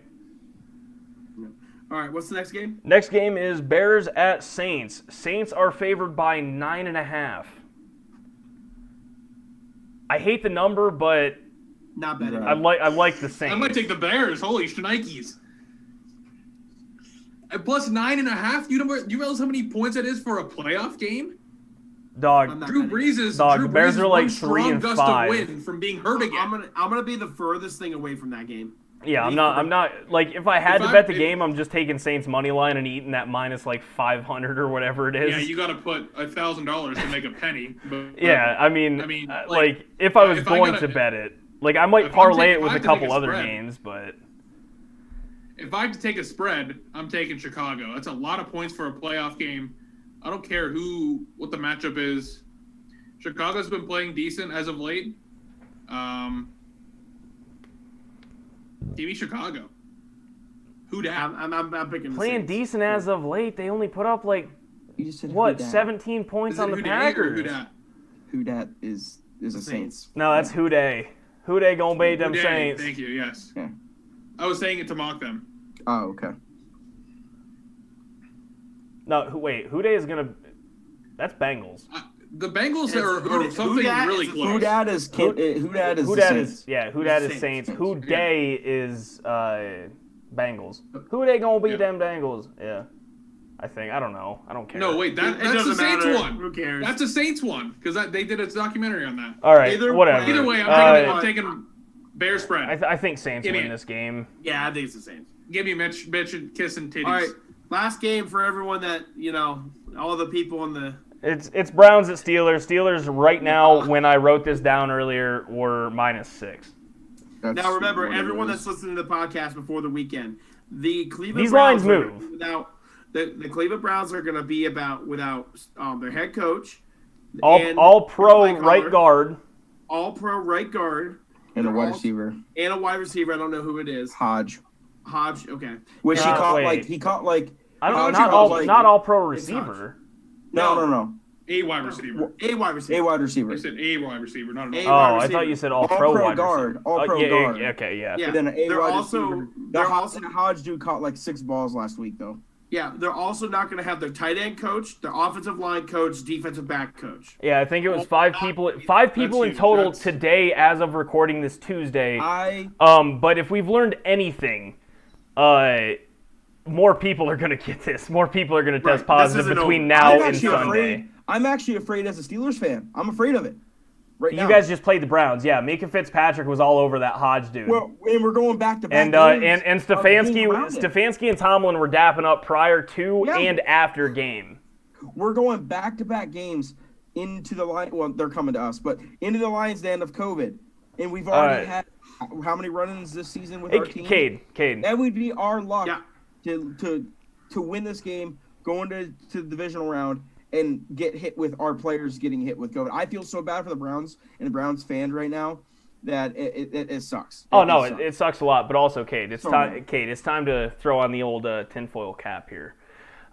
So this is what 3-4 times now that this has happened prior to the Steelers playing a game. So are we gonna? Are we gonna talk about this possible infection that the Steelers are spreading? I am no Sherlock Are Holmes. they going full bioterrorist on us? But all I'm gonna say is that there's a very odd connection between all of the COVID in Pittsburgh Steelers. I don't know. It's just me. Think about it. Was it the Ravens? Because the Ravens were common denominators of all those as well, because they just played the Browns right before the Steelers. But it's the week before the Steelers every year. Ty, I got it. It's just the AFC North. Those son of a bitches. Those son of a bitches. They can't do it. Oh, so you're telling me the Bengals are the best run organization up in the North? Best division of football. I just wiped that one out. I'm going tinfoil cap. Steelers are doing some bioterrorism on their opponents. This is now the Ravens, the Browns, and the Titans. And then they want to play the sympathy card saying, oh, we don't get buys. Oh, we don't get to do this and that. We were supposed to play on Thanksgiving. Now we got to play 3 games in 12 days. This is just the media. It's a media ploy. Unbelievable. I think Brilliant. It might be the Steelers. If that's the case, once again, the best franchise. No, you're playing chess when everyone else is playing checkers. I get 100%. But screw Deflategate. Who we picking? We're probably behind it. We're probably behind Steelers -6. I mean, I don't want to do I'm this. not betting this game. I never bet on the Steelers. You don't bet Steelers games. I do. I'm picking the Steelers. I like Steelers -6. The fact that it was. I don't care if Browns have everyone playing. I'm still picking the Steelers. Dog, the Steelers covered. And I'm laying the points. The Steelers covered against the JV, like the Steelers might ran even out give the the Browns more JV points. squad, and yeah, the Steelers are Rudolph are threw covering for this. 320 yards against them with 2 touchdowns and an Big Ben interception. throws for less. That I would take that bet, Ty. I will take that bet that he will throw less than Mason Rudolph. Well, this game, yeah. There was it's a- like- yeah, 320. that- All right, I'll I'll take put that, another yeah. 25 on it. But this No, last no, game, I like that. No, Oh, I all agree right. with you. I but agree with you. I'm saying this past game, though. I'm not talking about the playoff game. He'll throw less in the playoff game. But in this last game, he throws more than Mason did. 320 is a lot of yards, man. Mason throws a really good long ball. Evan, what Well, did I say? listen. The Mason Rudolph completed like 5 or 6 passes that were just straight jump balls that Big Ben's not going to throw. And it's just not No, going to be he'll that kind throw of game. him. He'll throw him, but he won't even be in the vicinity of his wide It's just receiver. not going to be that kind Yeah, of it's an game. incompletion. Yeah, I mean, he's I going to can throw it remember over him, one- underneath him, to the left and to the right. I can remember one jump ball that he completed. I'm not sure about 5 or 6, but he did. No, he did. There was a bunch. There was 2 jump balls that he threw that completed. One was a touchdown, but he did throw a lot of long balls that were good throws. Yeah, I'm not saying they're bad. I'm not saying they're prayers. Yeah. I'm not Well, I saying mean, they're prayers. you throw it up to that's what the Atlanta Falcons Oh, have been shit. doing with Julio his entire career. Yeah, but they're just stupid. Yeah. All right, moving But I on. think All right. So heavy. yeah, I Consensus think I mean Steelers. consensus Steelers because I like Yeah, I like Steelers. Steelers in points. Honestly, Yeah. if the Browns win, I'll be elated. Like I'll just be over the. I can't wait will. to block you on I'll all be, social media. I'll be over the moon, but I just don't This see would it be the game happening. that we would lose. This is the game that we would lose, though. Like we. I mean, you guys I are have 23. coaches- You guys are 23, 2-2 against the Browns over the last like 30 meetings. That math The doesn't work, Browns- but you get it.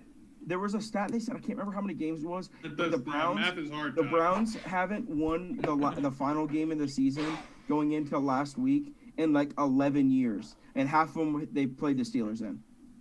Yeah, it's All right. the Steelers. Moving on. It's the we all know it's the Steelers. Yeah. Steelers are going to win. All right, let's get on to this one because this one's really interesting to me. We're going to go on to off-season topics just because there's a couple of them that I think need to be addressed this week because this is a week-to-week based show. We kind of need to cover this stuff. With the season ending, a lot of coaches just got fired, GMs got fired as well, but we're going to talk about coaching jobs right now. There are currently 6 openings. Those are the Falcons, Lions, where is it? Jets. Chargers, Jaguars, and I'm missing somebody. Texans. Texans. Yeah. Those are the 6 job openings right now, and I just kind of want to get a feel for where everybody has like the most ideal and then the worst. So, if you want to like, go what's 1 up- through so- 6, if you want to go 1 through Yeah, 6, by right. all means, So- go for it. So just for some context, like when we were sitting down talking about topics for the show, the coaching one came up because like right now, like Cal said, Monday was Black Monday. Like literally, Yeah, if it was. you're a bad NFL team or a bad organization, you're on the hot seat. And there was a bunch of guys fired. It sucks, but it's just the business. So when we did this, we're talking about if you're an NFL coach, like if you're someone who's getting hired, right? And you get an offer from all 6 of those teams, how would you rank them the most attractive to you? Like that's kind of like the basis we're going off of. Okay. I don't know whoever wants to start. I'll go first. I'm going to make it short and sweet because I had a bunch of stats for this, but again, I lost my notes. So first one, I'd go with the Chargers being first, the most sought after coaching job. If just on a pure basis of winning now, they could, with their roster, I think they have the best chance out of all of the 6 teams that we just mentioned. With Justin Herbert being in there as the offensive player of the year, have an incredible year. Good wide receiving core, good running backs. I think they need to improve just a little bit on the defensive side of the ball. Again, I have that written down. Wasn't sure does anyone know how they performed defensively this year? If not, that's okay. Their defense has a lot of big Chargers? names on it. Chargers defense has a lot of have names. the Chargers were decimated on defense as far as their stars go. Bosa and Derwin James were both out, and those are the 2 very much leaders. So That's your Those are backside 2 all-pro players. Yeah, that's your Right, backside if you- leader and your front 7 leader. So Yeah. they get those players back next year, they could be, in the Chargers hunt could for go 12 and making 4, the and I wouldn't be playoffs. surprised. The Chargers. Well, first off, the Chargers lost like 5 or 6 games by 1 score. They did. I mean, like they 7 those or 8. games. Like 7 or 8. They're literally right. They're literally in the playoff. They're in the hunt. playoffs. So like, Yeah. they're in the playoff hunt with a bad head coach. Yep. 2 is Jacksonville. Just the mere fact of getting Trevor Lawrence. They have the most cap space in the NFL at $77.6 million. And obviously there has some room to sign some players to help Trevor rebuild the Jaguars, and who knows, in a couple of years they could be back in the playoff hunt like they were a couple of years ago when they beat the Steelers. I mean, giving credit real quick to Cade's statement year by year, the Jaguars are the hardest example of a year-by-year team. Like, how do you go to the AFC Championship and then 3 years removed, you don't have a single starter from that team on offense or defense? And you have the number 1 pick overall. That is bonkers to me. Mm-hmm. Yeah. Yep. It's year by year league, and it's just the way it is. Third one, I'll go the Jets. And this one's a little tricky because we all don't really know what's going on at the quarterback position. They could keep Sam Darnold, or who knows, maybe Ohio State wins the championship and then they draft Justin Fields and get rid of Sam Darnold. I don't know how that's going to play out. We all don't know how that's going to play out yet. But that's the best part. But that's the best part, though, because since they had the second pick, it's your decision to make. Yep, no, I mean they can go lineman, they can go receiver, they can go quarterback, defensive end. It's a good spot to be in because of that reason. They have the second most cap in the NFL at $72 million. Again, Evan, just because I don't have that stat, who's won? Do you know who's won? Jacksonville. Okay, Jacksonville has most cap. Okay. 76. Yep. So, that's promising. For, I would say, maybe Houston. They have a really good quarterback right now, Deshaun Watson, but Bill O'Brien really, really effed them with a lot of their picks, with a lot of the trades that he made. Notably the Laramie Tunsil trade, where the Dolphins own Houston's first and second round picks. Again, I don't have those confirmed years, but Bill O'Brien, and long story short, Bill O'Brien screwed the Texans. Yeah, a couple years to come. Evan, I think it's this year. I think now they're $14 million negative in cap space, so they can't make any moves unless they cut players, and that's why I would say Houston would be 4. Fifth, I would go Detroit. They're just such a bad organization. Again, there's a huge question mark regarding the quarterback position. Just over the past years, Detroit's had some good talent. Obviously, being Matt Stafford and Megatron, and 1 year they won 11-5, I believe. So, as future years to come here, Detroit. I'm not sure. Are they hiring anyone else? Is it just a head coach, or are they getting rid of their entire management? And GM as well. Is it GM as well? So, by the way, Detroit has had an obscene amount of talent. Yeah. Going back, the 2 players that came to my mind. Yeah, but Darius Slay, Amir Abdullah, who was both of those two are top 10 cornerbacks. And Ndamukong Suh. Yeah. Detroit has had Kenny Golladay, a bananas. Roy Williams. He ended up going to the Cowboys, but he was drafted to Detroit. Same head coach, Roy Williams. Shut up. No, Detroit has had a bananas level of just talent, raw talent at positions, but never seems to build even a Jenga tower of success. Yep, and they only have $12.2 million in cap space going into the year, so again, I think that's with Matt on their contract, though. Right. If he moves, then there's some dead cap, but it's not a lot of dead cap. It's not like Carson Wentz's contract. So last but not least, the Falcons don't really have to say much. They're just totally effed with all of their big contracts.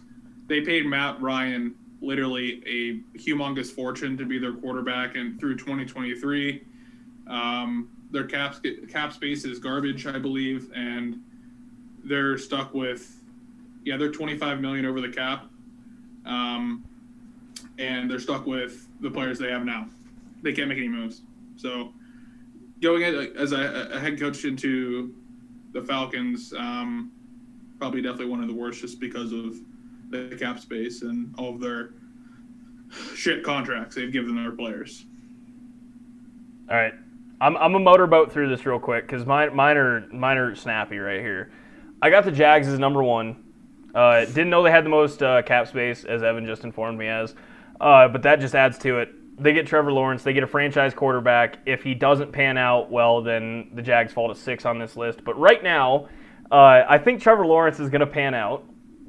So there's that. But also having the most cap space, you can go out and sign people. Now, as long as they bring in a good GM head coach tandem that can work together, I love it because there's a lot of big free agent. Hey, Allen Robinson from the Bears, he's a free agent again. Maybe he wants to go back to Jacksonville and play with Trevor Lawrence. You know, you don't want to stay in Chicago. Let's be real. Who wants to live in Jacksonville? No state I tax, live in dog. Jacksonville right No now. state tax in Florida. Yeah. Jacksonville is an absolute. It works. It's I think It's the bubble. Jacksonville has a lot of potential to pull in some big names, especially having the most cap. They can go out and sign people like the Browns did the year prior, where they brought in Austin Hooper and they got all these big name signees because they have the cap space. You have to tank. You got to tank to get money. And Correct. And trade away everybody. Yep. Number 2 for me, it's the Chargers. If the only reason the Chargers are number 2 to me is because you have to build a team and you have to believe that Justin Herbert can beat Patrick Mahomes. It's tough. That is a hard thing to ask because guess what? I mean, do you fire a coach if you go 10-6 every year, but 2 of those 6 losses are to the Chiefs every year? I mean, I think that you're fine.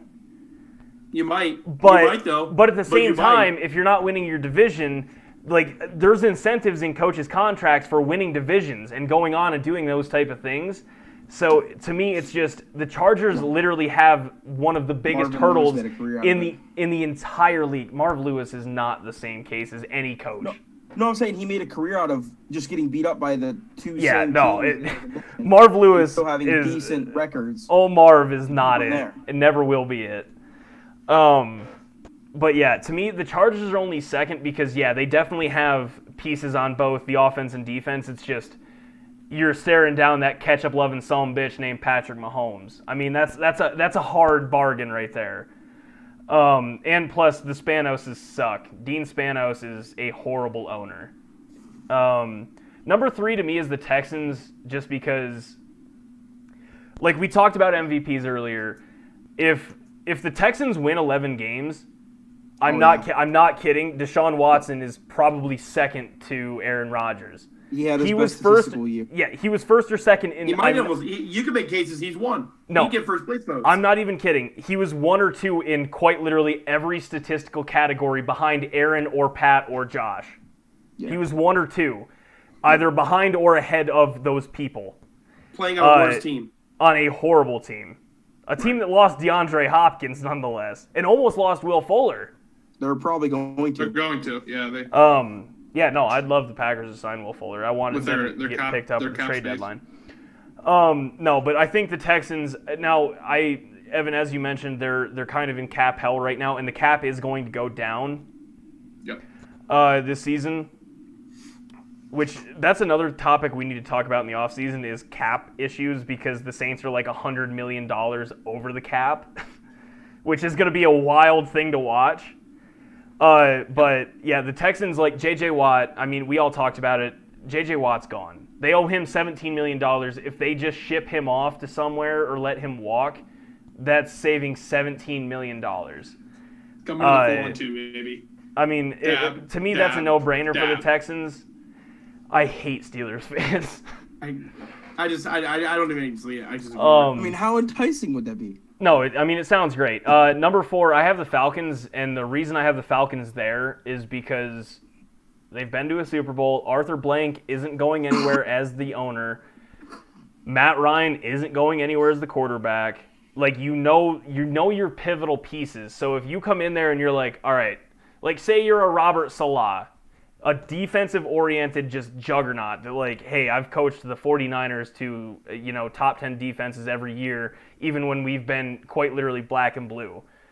You get that guy in there and you let Matt Ryan, like with a good offensive coordinator, grab the reins and just be like, all right, let's get it. We still got Calvin Ridley. We still got Julio. If Julio stays, I assume he's going to because he's also under contract.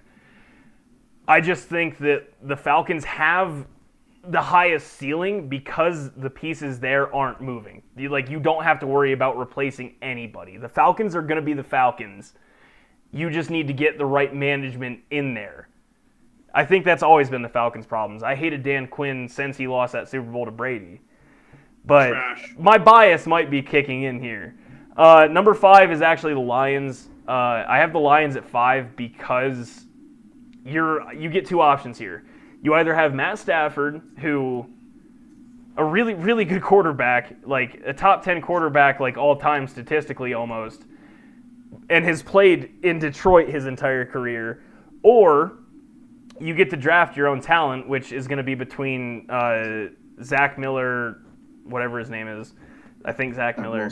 Wilson. Zach Wilson. Zach Wilson from BYU. I don't know why I keep thinking Zach Miller. Yeah, because it's a really easy name just to roll off. He's a Zach Wilson, Kyle Trask, like you're going to get your choice at a quarterback here, especially where the Lions are if Matt does move on or you move on from Matt. And Galladay, Marvin Jones Jr., TJ Hawkinson, who is it? Their running back is really good. I can't think of his name off the top of my head. Swift. Yeah, okay, it was Swift. I was correct in thinking that. I just didn't want to say it. Their offense is set as far as like skill position goes. It's just, can you get your defense running? Like that's a lot of these teams' problem. Like Falcons and Lions specifically is like, can you get your defense up to league average? And if you do, your offense can more than score. And my last position is the Jets because the Jets quite literally have nothing going on either side of the football. They just don't. They have Kean Wilson or Kean Williamson or something. The defense. Braces. Yeah. Dude that sneezed and said God bless you to himself and then thanked himself. It's great. It's an awesome video. Yeah. That dude. No, he's an animal. And they have one really good offensive lineman. But other than that, what are the Jets? They can go get people though. They have $72 million in cap. Jamison Crowder is. But they don't have the number one. People. But they don't have the number 1 overall pick, so it's not like you can be like, hey, we got this dude that everyone thinks is the dude. So why don't you come on down here? By the way, New Jersey. We're in New Jersey, so if you want to live in New York, you can live with the highest state tax, or you can live in New Jersey with slightly less state tax.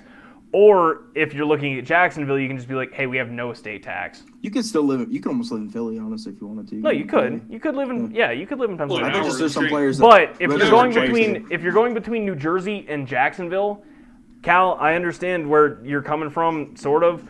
But I'm choosing Jacksonville. Yeah, it's just sunnier there. So to me, the Jets are last, just because one, the Jets are run horribly and have been historically.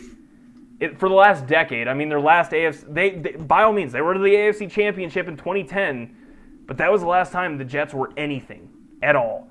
So to me, Jets are just last. I mean, there's nothing promising about going to the Jets. They ruined Le'Veon Bell. Look what he's doing now with the Chiefs. They've done nothing with Darnold, who I pray to God leaves. Even if it's to the Steelers, I just want him out of there because I think Darnold is better than what the Jets are putting forward. But because they have the 2nd overall pick, Darnold probably ain't going nowhere.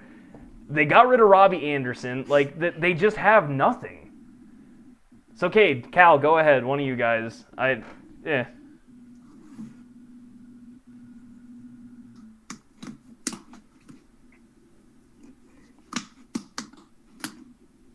God. The fact that you guys aren't even saying it's pissing me off. Just played rock, paper, scissors. Went 1 out of 2. Cal won. Normally, between us two. Come on. I'm gonna try to do it quick because we've pretty much covered you guys, both you guys, especially Evan went full in depth with each one of them, covered pretty much all the stats and everything that we know. I'm just going to go with, if I was going to get hired, which would I rather be more enticed with? I'm going to start going from least to the best, I guess. That's how I've written it down. 6-1. I'm going to go number 6. I'm going to go with the Lions. For the mere fact is, I'm going to use this a lot. I don't want to live in Detroit, for one. That's fair. 2, they are a team of just mediocrity. The worst thing to be in the NFL is a mediocre team. Yeah, granted, they had that one season that they're very, very bad, but they normally get, 5 to 6 wins, 5 to 6 to 8 wins, and that's the worst thing to have in the NFL. And they're there every year in and year out, and I do not want anywhere near that. They've flushed down a quarterback that you would take a picture of with his abilities, his, everything that he has, and you'd be like, man, this guy could be a Super Bowl quarterback. He has that type of talent, and they've literally just squandered it and flushed it down the toilet. Number 5, I'm gonna go with the Falcons. I do like the Falcons, honestly, for the mere fact that they do have the tools there that could win now, but as a future, not so much. But they have people there. They have players there. The Falcons are the hardest team to bet on in the NFL. No, 100%. Atlanta, you lost me a lot of money this year. No, that's 100%. Atlanta lost me a lot of money as well. Every week in and week out, whether I pick you that you're favored or you're the underdog, you do the exact opposite. You give up 40 points, the next week you gave up 3. You can pick something. Please be consistent. I do not want anything to do with Atlanta if I was an NFL coach. The contracts are horrible there. God knows what they're going to do with Julio. A generation. And Matt Ryan, too. Yeah. A generation. You're not going to find anyone to trade for Matt Ryan. No, that's what I'm saying. Matt and Julio aren't going anywhere. You know your skill position players when you go to Atlanta. The dude won an MVP in the last 5 years, and come on. It's crazy. Year by year. Then I'm gonna go with Jacksonville at number 4 for me. For the mere fact is I do not like Jacksonville, not whatsoever. I just don't like them. They got rid of one of the best players in the NFL. Granted, he's a cancer, but they got rid of him. They got rid of in my opinion, one of the best wide receivers in the NFL. They're a farm team, in my opinion. They draft. Come on, they're better than the Pittsburgh Pirates. They are, barely. I'll give you that. But I didn't know we were talking about minor league baseball. I said it's if they're a farm team. You said they're a farm team. But Facts. I got a feeling they're gonna draft Trevor Lawrence. But is he enough? Is he enough to turn around that dumpster fire of a team? I don't know. The receivers are good. The receivers are good enough. It's the rest of the team I'm concerned about. That's what I'm saying. Their 1 and 2 receivers are good enough. A dumpster fire of a franchise. They won a playoff game 6-3. They want to play a playoff game 6-3. Like, come on. Hey, don't be hating on Blake Bortles and Leonard Fournette, dog. They were a deadly combo. The boat. But I can't get behind. I wouldn't want to live there. I've driven through it many times. I'm scared driving through it many times. I do not want to live there. I've heard from multiple Floridians that I know and love. Okay, Kyle, we get it. You don't want to live there. It's the butthole. All right, what's number 3? Number 3, I'm going with New York or New Jersey, whichever you want to go with it. For the mere fact is, their fan base is dedicated, even though they're bad. But they do have the number 2 pick. They have $72 million in cap, where they can go, get some people to help out. They have a chance where they can, depending on what happens with like Evan said, with the national championship, we don't know how this is going to happen. Maybe Justin Fields becomes that number 2 pick that we wanted him to be. But Kyle Trask is there. Zach Wilson is there. Maybe they do something at the quarterback position, trade Darnold away, get some other pieces. You never know. There's so much. They have so much room for movability. that they can do anything they want to at this point. Even with the second round pick, they have anything they want to do. Trade Darnold to Pittsburgh, please. Then we're gonna go with number 2. I'm gonna go with Houston Texans. For the mere fact is that you have your quarterback. You have your franchise quarterback, and that is the most important thing, in my opinion, in the NFL. He's the most important piece. Get people around him. Look what he did this year. They didn't win, but he had his best statistical season of his career with nobody. Will Fuller, good. He ended up getting suspended for the rest of the season. Smart. Brandon Cooks is good, but he got hurt on and off throughout the season.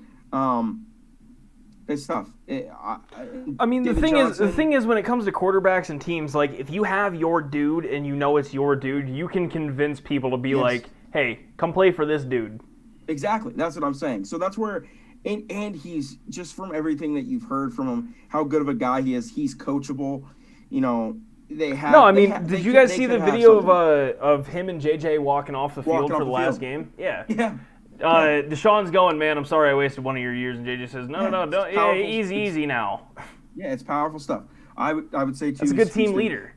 Yep. Number 1 is the Chargers. They have the pieces right now to win right now and in the future, in my opinion. They have one of the best 1-2 punches in wide receivers. They have a very good tight end. They have a good defense. They have a solid defense. They have good players that have been injured. They're coming back. They have good bones. And I wouldn't mind, obviously, living in LA wouldn't be that bad of a gig. The traffic sucks, but it wouldn't be that bad. Yeah. I'm going with the Chargers, even though there's 0 fans, really. But I think with Herbert coming around, LA's going to start switching. Herbert's about to pop off as long as he grows his hair back. Yeah. That buzz cut ain't good. That buzz cut ain't good. I love it. Go Balls. All right, Ducky, what do you got? You can say, by the way, Cade, stipulation for you. You can say the Eagles if you want because Doug Peterson should be fired. No, I'm good. All right. Okay, so I'm actually going to do mine quick. Like, mine's actually going to be Run through them. Let's hear them. 5 minutes. Bang. My first is Jacksonville. I think because they have the first pick in the cap space, if you're a head coach, you want to have flexibility to do what you want and make it out to be. I think Jacksonville gives you the best opportunity for that. 2, I have Houston. I know they have cap hell, but it's not very hard to get out of a tough cap space in a single season. Say you have 1 year, and then after that, you're kind of more flexible in cap. I would rather take Deshaun Watson over almost any young quarterback in the NFL.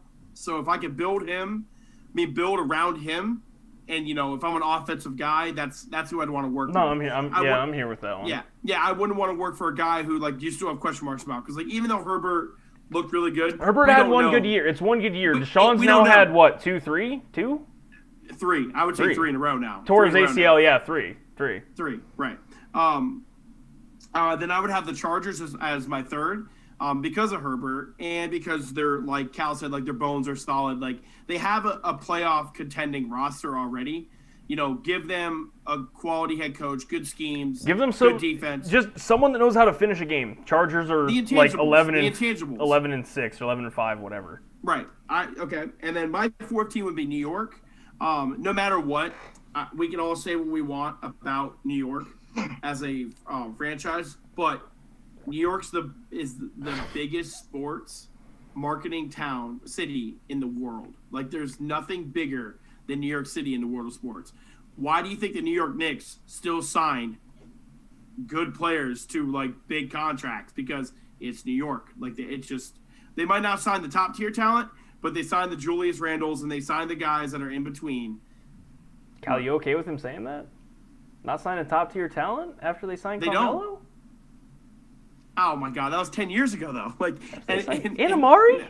They haven't signed top tier talent. Jeremy Lin? I would not consider Julius Randle any type of. No, but anyways, that's not the point.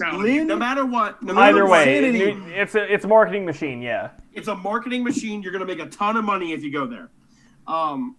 So then I have New York. 5, I have Atlanta. The reason why Atlanta's behind them is because unlike the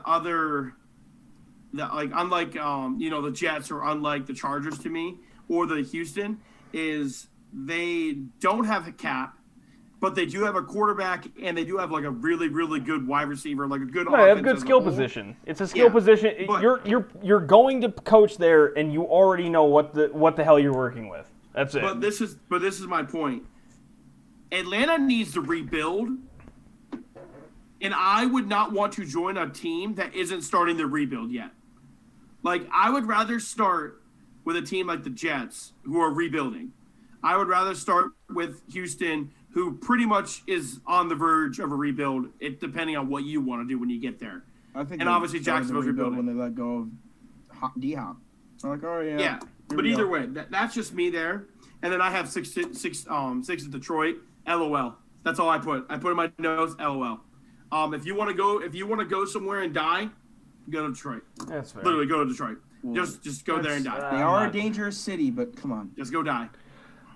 So all right, real quick. I don't know how well everyone knows coaching candidates that are out there, but what's everyone's top coaching candidate? If you were whatever if you were whatever your number one team is, like for example, mine's the Jags. If I'm the Jaguars, to me the best coaching candidate right now is Eric Bieniemy. Yep. Yeah, He's got a sweet name too. Anyone? Hey, okay, I'll give you my only comment about coaching candidates. Anybody who takes the risk and hires Urban Meyer, I feel sorry for. Oh no, they're gonna fail miserably. And good luck. The only reason why I say that is it's nothing about his ability, but that man is like Andrew Jackson. Everywhere he went, there's a fire trail behind him. Everywhere he went, there's a fire trail behind Urban Meyer. Florida, they have murderers on that team. Dog, wait, pause. We need a 30 for 30 about the 2008 Florida Gators. Yeah, we need right, one. There's like 3 murderers on that team, a bunch of drug dealers, and they're all led by Tim Tebow. Listen. This is all I'm gonna say about Urban Meyer that's telling to me. You were in Florida. You were one of the best coaches in the country. You won national titles. You were great, right? Then you retire because of like an illness. An illness is what he said he retired for. A couple years later, all of a sudden, Ohio State has a coaching opportunity. One of the best programs in the country. And then all of a sudden, Urban Meyer is like, I'm good. I'll coach. I'm good. And he does well. No one's taking away what he did in Ohio State, right? But then all of a sudden, he's like, my illness. Like, I got chronic. I got problems that I can't get over, and then he's gone. Well, and then all of a sudden, it turns out that Ohio State's got a bunch of issues, yeah. Ohio State's got a bunch of issues. Florida had a bunch of issues, and then all of a sudden, it's like Diglett. It's like Urban Meyer's like Diglett. Like, he literally goes down his little hole. You don't see him for a couple of years. He pops his head back up, and all of a sudden he's a head coach again. And I'm like, wait, I just don't understand. Like, if you're that great of a head coach and you don't have all these problems you're putting in the rear view at every organization you worked at, then why aren't you head? I just don't understand. But I would never hire Urban Meyer. If I was a general manager, I would never hire him. All right, are we all in consensus here? You'd take like Robert Saleh, like Eric Bieniemy, the Bills offensive coordinator. Like, we're taking all those people over Urban Meyer, because I personally am. Like, I'm not touching Urban Meyer. Without Cade's even rant, like, I'm just taking those guys that are NFL proven over Urban Meyer, who's not NFL proven. Correct. The fact that he wants $12 million to coach. Too. Yeah, that's more than Gruden. That's more than Gruden. It's easier to recruit in college football than it is to be a head coach. Well, that's because you quite literally control their existence. In the NFL, it's like, hey, motherfucker, I make more than you. Yeah, not just that, but at the same time in the NFL, the GM makes decisions. You don't. That's true, both. There's not many of those, and not many of those are successful. All right, real quick, John Elway stepped up and out as the GM of the Broncos, which he's now the president of football operations, so he's no longer the GM. Dynamic. Yeah, it's a really weird thing that happened where he was just kind of like, hey, I quit, but also I'm getting a promotion. Like, he literally fired himself and then promoted himself in the same move. To me, just from Broncos fans around Denver, everyone kind of have wanted this for the last 3 years. After he struck out 5 quarterbacks in a row, everyone's like, all right, John, you're really good at defense. We think you should still be scouting defense. Please stop touching our offense. I think this is a really good move. I don't really care for John Elway from what I've gathered. Just from being in the Denver media market, listening to people, John Elway is not as liked as he once was. After the Peyton Manning trade, he was loved, elated, because it won him a Super Bowl. But since Peyton Manning, John Elway is pretty much hated. So I think this is a good move. Because it's a great topic on the show. Is because the NFL is a year-by-year basis, and year-by-year he struck out. Not just year by year. This is almost pushing a decade now. That's what I'm saying. He struck out. All the time. It's hard. Since John Elway took over as GM, the only quarterback move that he made that was productive in any capacity was signing Peyton Manning. That is it. And that was almost a 100%er move. Actually, no, I'm over-exaggerating that. That was it was a 50-50. Either Peyton worked out or Peyton didn't, but it was a 1-year deal, and then they signed him to a 3-year deal. So, to me, John Elway getting out of the way as GM, I think, is the best move ever for the Broncos, other than figuring out a new owner. Because right now, that is also just legal hell. So, Denver fans are still in for it, even though John Elway is no longer GM. It might help the offense, though, even though they just signed 15 all-pros. You actually got to commend him. You got to commend him. Instead of going out on bad terms, being obviously the Denver legend that he is, he said, listen, I'll take more of a advisory role, not a physical role. And I will be there involved, but I'm not going to be the one making decisions. And he's going to give it to somebody else who's probably better at it. So it just needs to be an overall better. John is great at defense. Yeah. John's great at scouting defense. I mean, Denver has had a very good defense the last 10 years since he took over. Their offense, on the other hand, other than Peyton Manning, has been the bottom 10 in the league year over year. Yeah, so I commend him. I commend a guy like that's able to say, hey, that's not the greatest decision, where I'm not doing what's best for the team, so I'll be able to take a step down. But he took a step up while taking a step down. That was the weird Correct. part. No, that's the wild part, is that he was like, hey, I'm no longer the GM, but also I'm still promoting myself. The thing is, John's just setting himself up to eventually become owner of the team, is my thought, because right now it's a council of 9 people trying to figure out who owns the Broncos. It's part of Pat Bowen's family, and it's part of the trustee board, and eventually, to me, it's just going to be hey, John Elway's just going to kind of mosey his way in and be like, hey, what's up? I'm John Elway. You guys all know me. I have money. Give me the team. Right. Evan, did you want to say something? There's an announcement of Texans Nick Caserio is the new Texans GM. He was hired from former Patriots director of player personnel as a new general manager. Don't know anything about him. Just thought we were talking about it right now. So that's interesting that you hire a head coach before GM, because you want the GM to get along with the coach. Because at the end of the day, the coach is the one that is the direct face of the players. Unless you're the GM who now he's going to hire the coach. Yeah, I think you'd rather hire the GM, because then he hires his guys. Maybe there's a deal going on right now that maybe McDaniels is going to go. It could be something happening behind closed doors. He deserves an interview. No, Josh McDaniels doesn't. He's a trash head coach. He deserves an interview. No, he doesn't. Okay, we can disagree. He went 16-16 as a Broncos head coach and then backed out on the Colts. No, he doesn't. That's fine. We can disagree. The only thing Josh McDaniels did was beat the Steelers in the playoffs. Hey. Offsides. Yeah, hey, so was D Ford against the Patriots. That to me, I'd rather hire the coach, because the coach is the player facing. That's fine. Thing. It's it's not like we're out here making decisions for teams, so True. This all means absolutely jack shit. Cade, speaking of that, Doug Peterson benching Jalen Hurts in the fourth quarter. You do know that was just for picks, right? Yeah, absolutely. I Okay. loved it. Okay. It was the greatest thing of the day.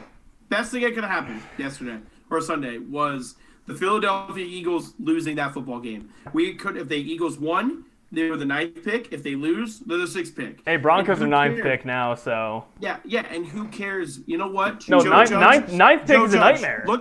Joe Judge, look me in my stupid little face. You're pretty big. I'll zoom in on this.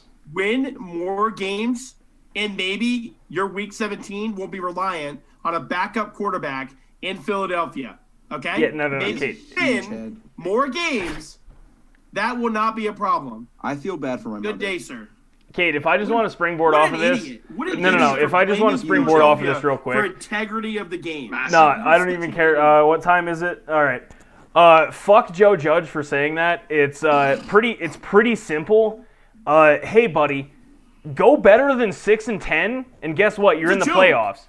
You're a joke. No. You're a joke. That whole thing is the biggest load of bullshit I've ever seen. It is very simple, dude. Like, literally, just go 500, and nobody, and I mean nobody, none of us four are talking about this, nobody on NFL Network, nobody on ESPN, This isn't a conversation. Go 500, 8-8 is all that's asked of you. No, nobody would have bat an eye. Okay, I would feel bad for them if they were 10-6. Yeah. No, 10-6 you're totally. 6-10. If you're the You're Dolphins, Dolphins. if you're the You're Dolphins 6-10. right now, yeah. You're the You're No. a bad football team. If you're the Wait Dolphins till the right last now, result. if you're the Dolphins right now and you miss the playoffs, yeah, that sucks. If you're the Giants and you're 10-6 and miss the playoffs because the Eagles threw the game, totally get that. Look at, Totally did get you But see do the not, smirk? do Did you see the smirk not on Jalen bitch Hurts' about it. face? No, he was mad. No, Jalen Jalen was Yeah, livid. that's why he dude. was working, because he knew what happened. Yeah. They went over to him like, yo, we know you can win this game. I'm glad it happened. Just take a step back. No. We're gonna put Glad it put Nathan. We're gonna put Nathaniel. Yep, give me Yeah. a Scrubfeld. better Nathaniel in for a there. bad Nathaniel team with a bad Scrubfeld. salary cap. Yeah. We'll put No, Nathaniel man. in there and let him. I almost said let him something I should. do No, what he needs to dude. do. Give me just no matter Cade. what. If anyone that's mad about it, tell me. Play to the tell last that- whistle. No, if you're mad No, about that, Evan, I tell agree me with that. you, but No, also to hell with Joe Judge for saying that, because literally just win more games yourself. You cannot listen. Don't You put it cannot into the hands sit of other here. people. That was a bad. Listen. That was a bad looking. All the people who were saying, "Oh, the Eagles need to play the last whistle and play the games," the same people that said that are the same people that are picking on the Jets for losing out on Trevor Lawrence. So I don't want to hear that bullshit. You can't have it both ways. You got to either It's be funny, okay though. with tanking.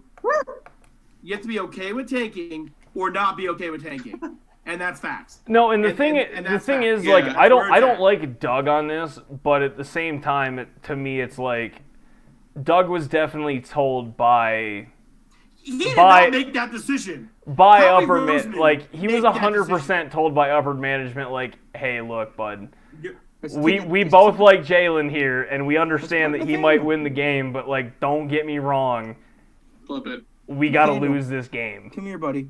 Come here, bud. Hey, Nathaniel. Like, I mean, I don't, like, again, I keep saying Nathaniel. Do what you need to do, but don't do well.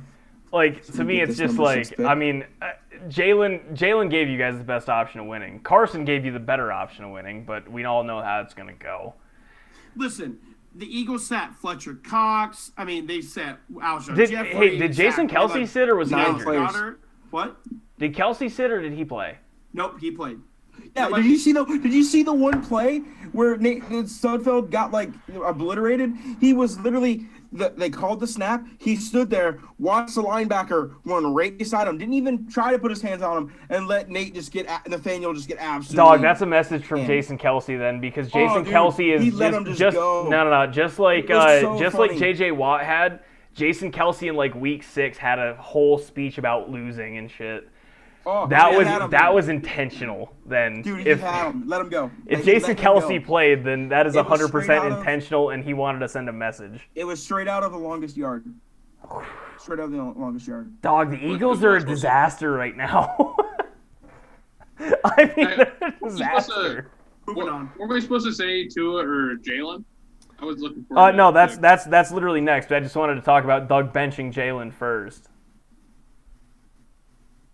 So Yeah. Tua versus Jalen then. Yeah, no, I mean we can talk about it. Yeah, Who would you rather have right now moving forward? Is Tua Tagovailoa or Jalen Hurts?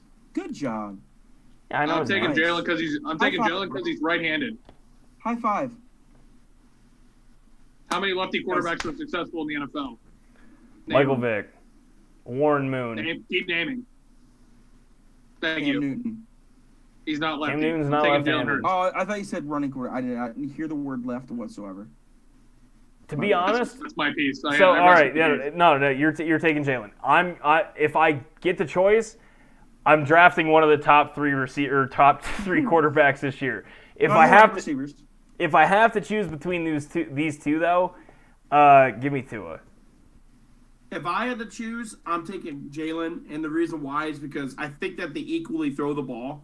Like, I don't think you could say right now that one has a distinctly better arm than the other, but I can tell you that distinctly Jalen Hurts is a way better athlete. Jalen is a better athlete, but I think Tua has the better legs once he gets his lower half figured out because he's been operated on more than. I don't know, man. Listen, all I'm gonna say is that, and I'm not jumping on the Jalen Hurts train. I'm not.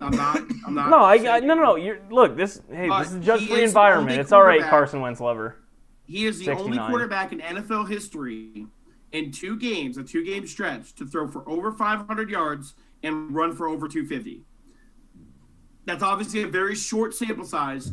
I just don't think Tua will ever run for 250 yards in 2 football games. I'm not asking Tua to run for 250 yards, though. That's the difference. Well, I was just saying that's why I said he was the better athlete. And I'm asking Tua to run for maybe at most 20 a game ever. Yeah, pick him a couple first and downs. hopefully him throw 300 yards. Maybe 4 touchdowns and an interception. That's a phenomenal game right there. So Ty's taking Tua, Kate's taking Hurts, Evan's taking Hurts. Yeah. It hurts me to say this, but I'm taking Jalen. I'm okay with that. I'll ride with Tua on this one. Intended. I think Tua. I like Tua on this. But again, I will say, if you give me the chance to draft one of the top 5 quarterbacks right now, I'm taking one of the 5 quarterbacks over these two. I would take Justin Fields. I would take Trevor Lawrence. Zach I'm Wilson, quite literally taking 3 or 4 quarterbacks over Zach these Wilson, two. Kate. I don't want Zach Wilson. Oh man, We already have a Zach franchise Miller. quarterback. you had All right, one. what's next? What's next is, Cade, you get to talk about the NBA. Oh, okay. So we'll keep this short and sweet. I just want to talk about, I'm probably out of us 4, I'm probably the one that pays the most attention to the NBA night in, night out, which, by the way, the Nets absolutely destroyed their money line bet that I made for them. All right, how's the other one going? Because I still got that parlay They for. won 130-96. I added Denver on that parlay. Do not fade me. Do not fade me. No. Actually, if Cade ever gets on our Twitter and tweets out things, don't fade Cade on NBA. Do not fade Cade on NBA. Fade me in the NFL. Ty, write it down. I fucking suck at the NFL bets, but I can make you a lot of money in the NBA. All right, but this is what I've just been noticing over the last, the NBA has been around for now 2 to 3 weeks already. So just to start out, we got to give Steph Curry a shout out. 92 points in 67 minutes is utterly disgusting. That's ridiculous to even think about. Thank you, base God. Yeah, the dude's insane. My opinion, the best point guard to ever play. Other people will disagree. I don't think any of us are going to disagree with that. Yeah, none of us are going to disagree, but anyone over the age of 35 that's listening to this, they're rolling their eyes. But anyways. Comparing him to Paxton Lynch. No, not. Yeah, not Paxton Lynch. You guys froze on my screen.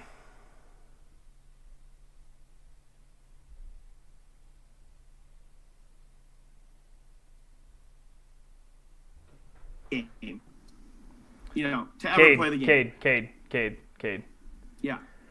Real quick, I need you to rewind to what you just said after we all agreed that Steph Curry was the consensus just best point guard ever.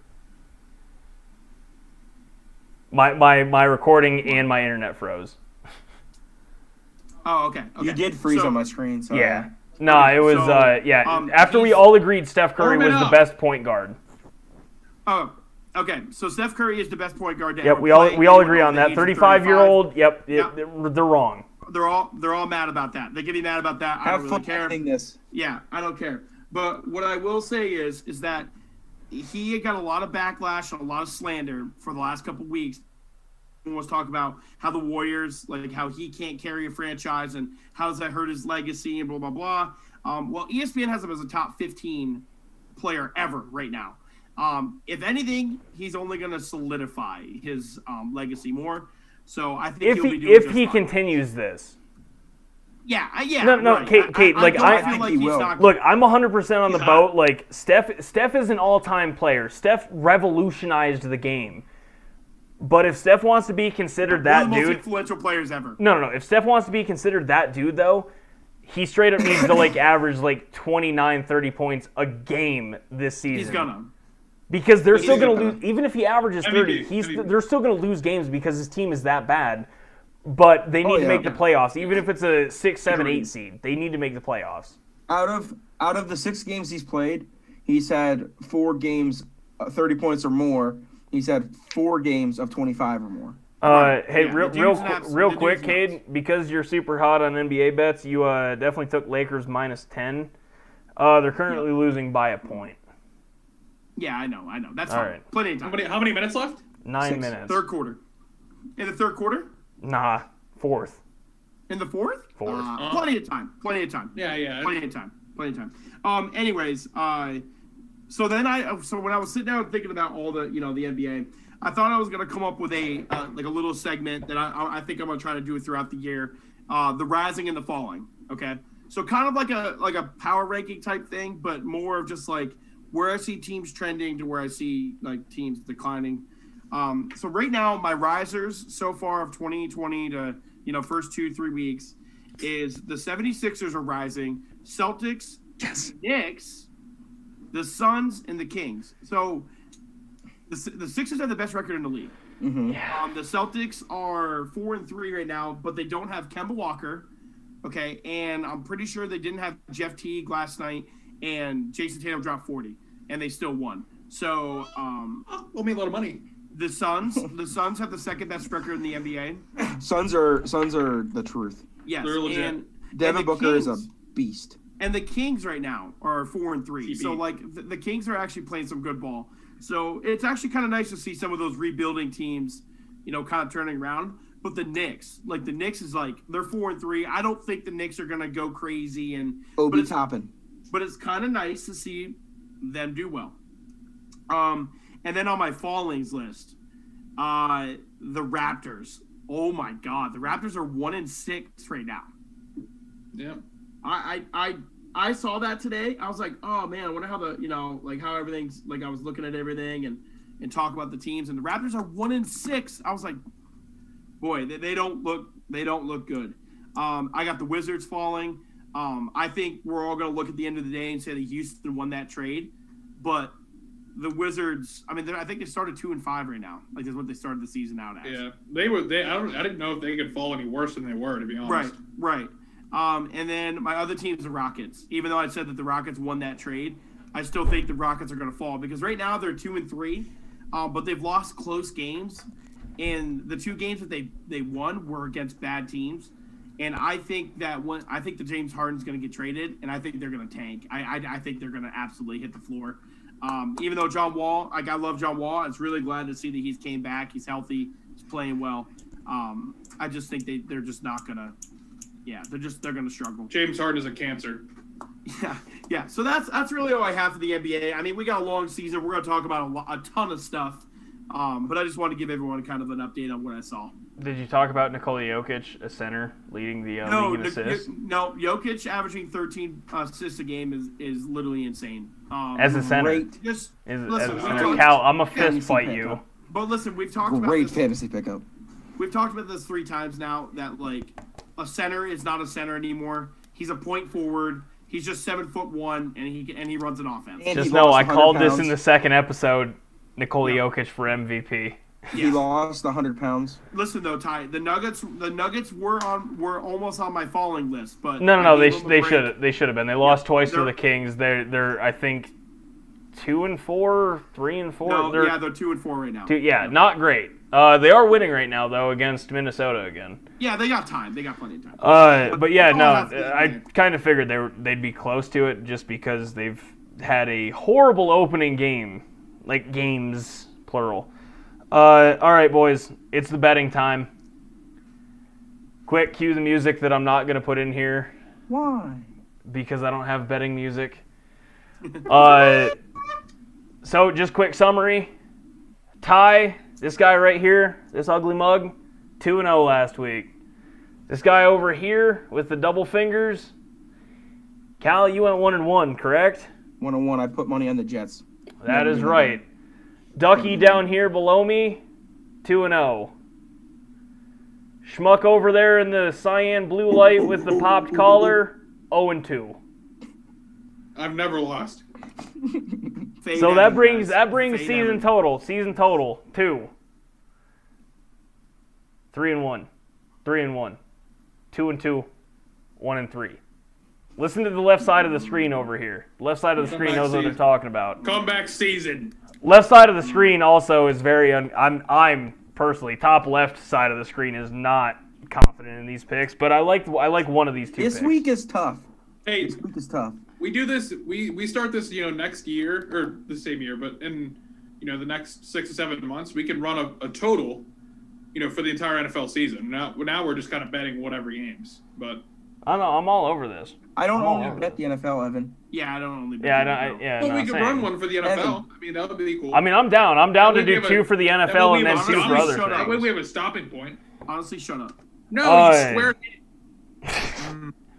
All right, so just because I'm gonna go first, I got Titans money line. That's currently sitting at plus 150.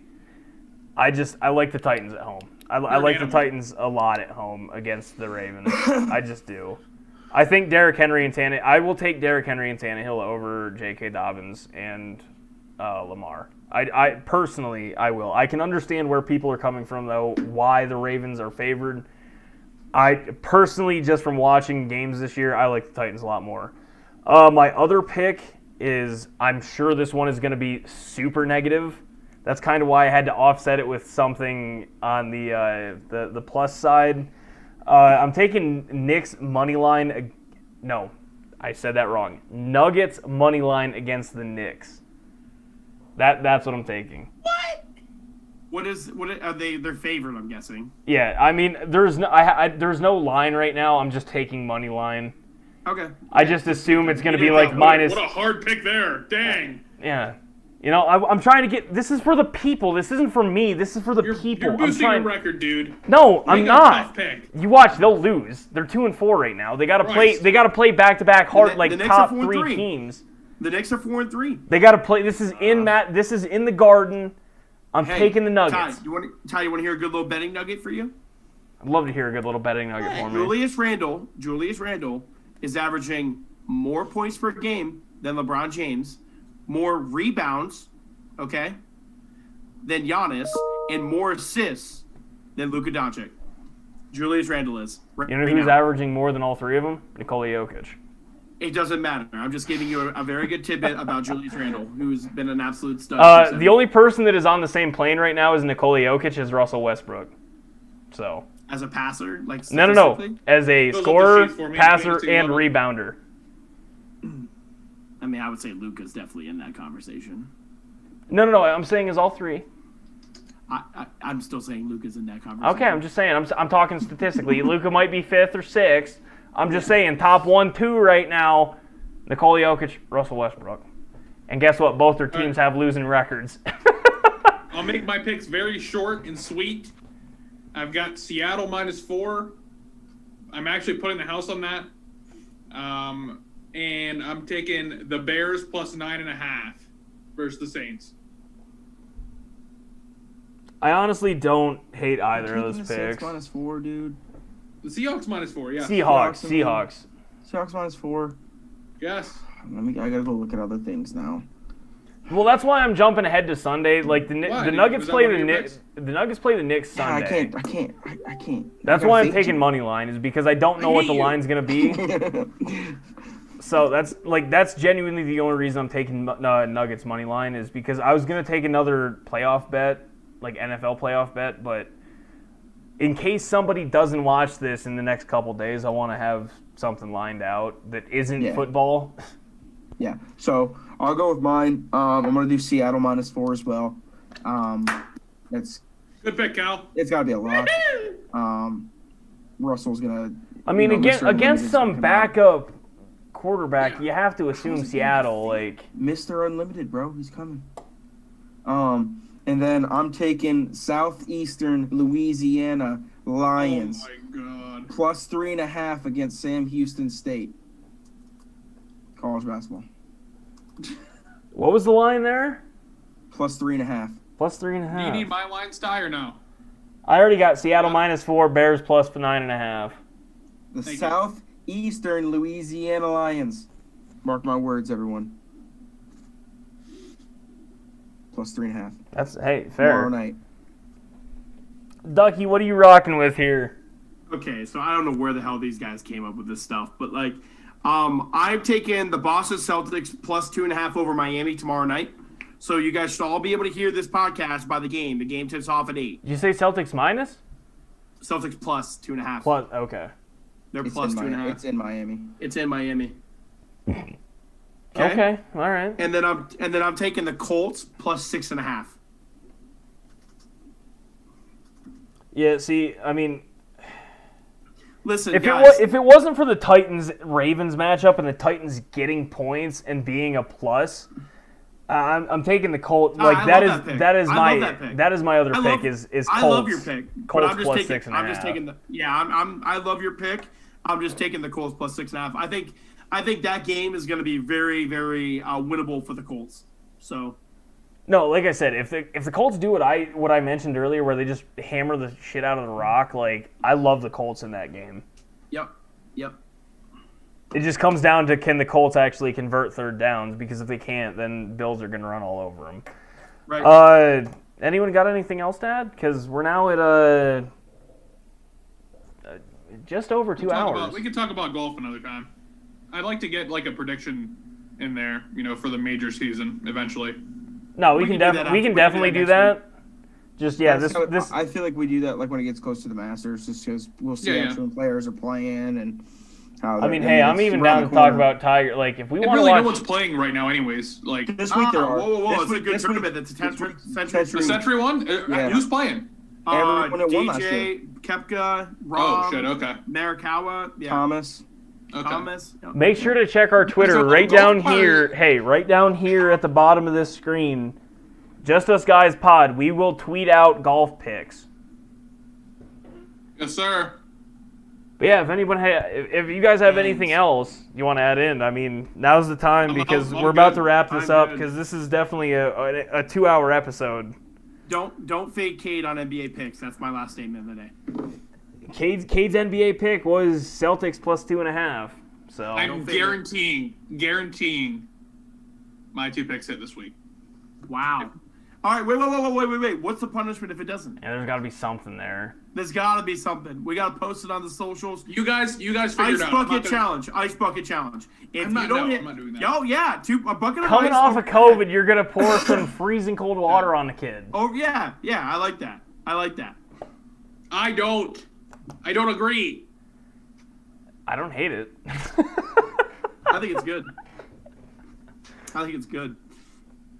All right, well, we'll figure something out. Pay attention to our Twitter, Just Us Guys Pod. Make sure to follow us on Spotify. Again, Just Us Guys, YouTube, RMFP, Just Us Guys, Facebook, Rocky Mountain Forest Products. Make sure to leave a like. Let us know what you guys think. If you guys hit any big bets, by the way, tweet it at us. Let us know if someone throws together a parlay of our dumbass picks and somehow hits. I mean, please let us know. We might even send you a gift card. We out here. I mean, we're that type of podcast. We have endless money. Easy now. But anyway, thanks again, everyone, for watching. This has been Just Us Guys. Hey, have a great weekend, win some money, and Happy New Year, everybody. Love you.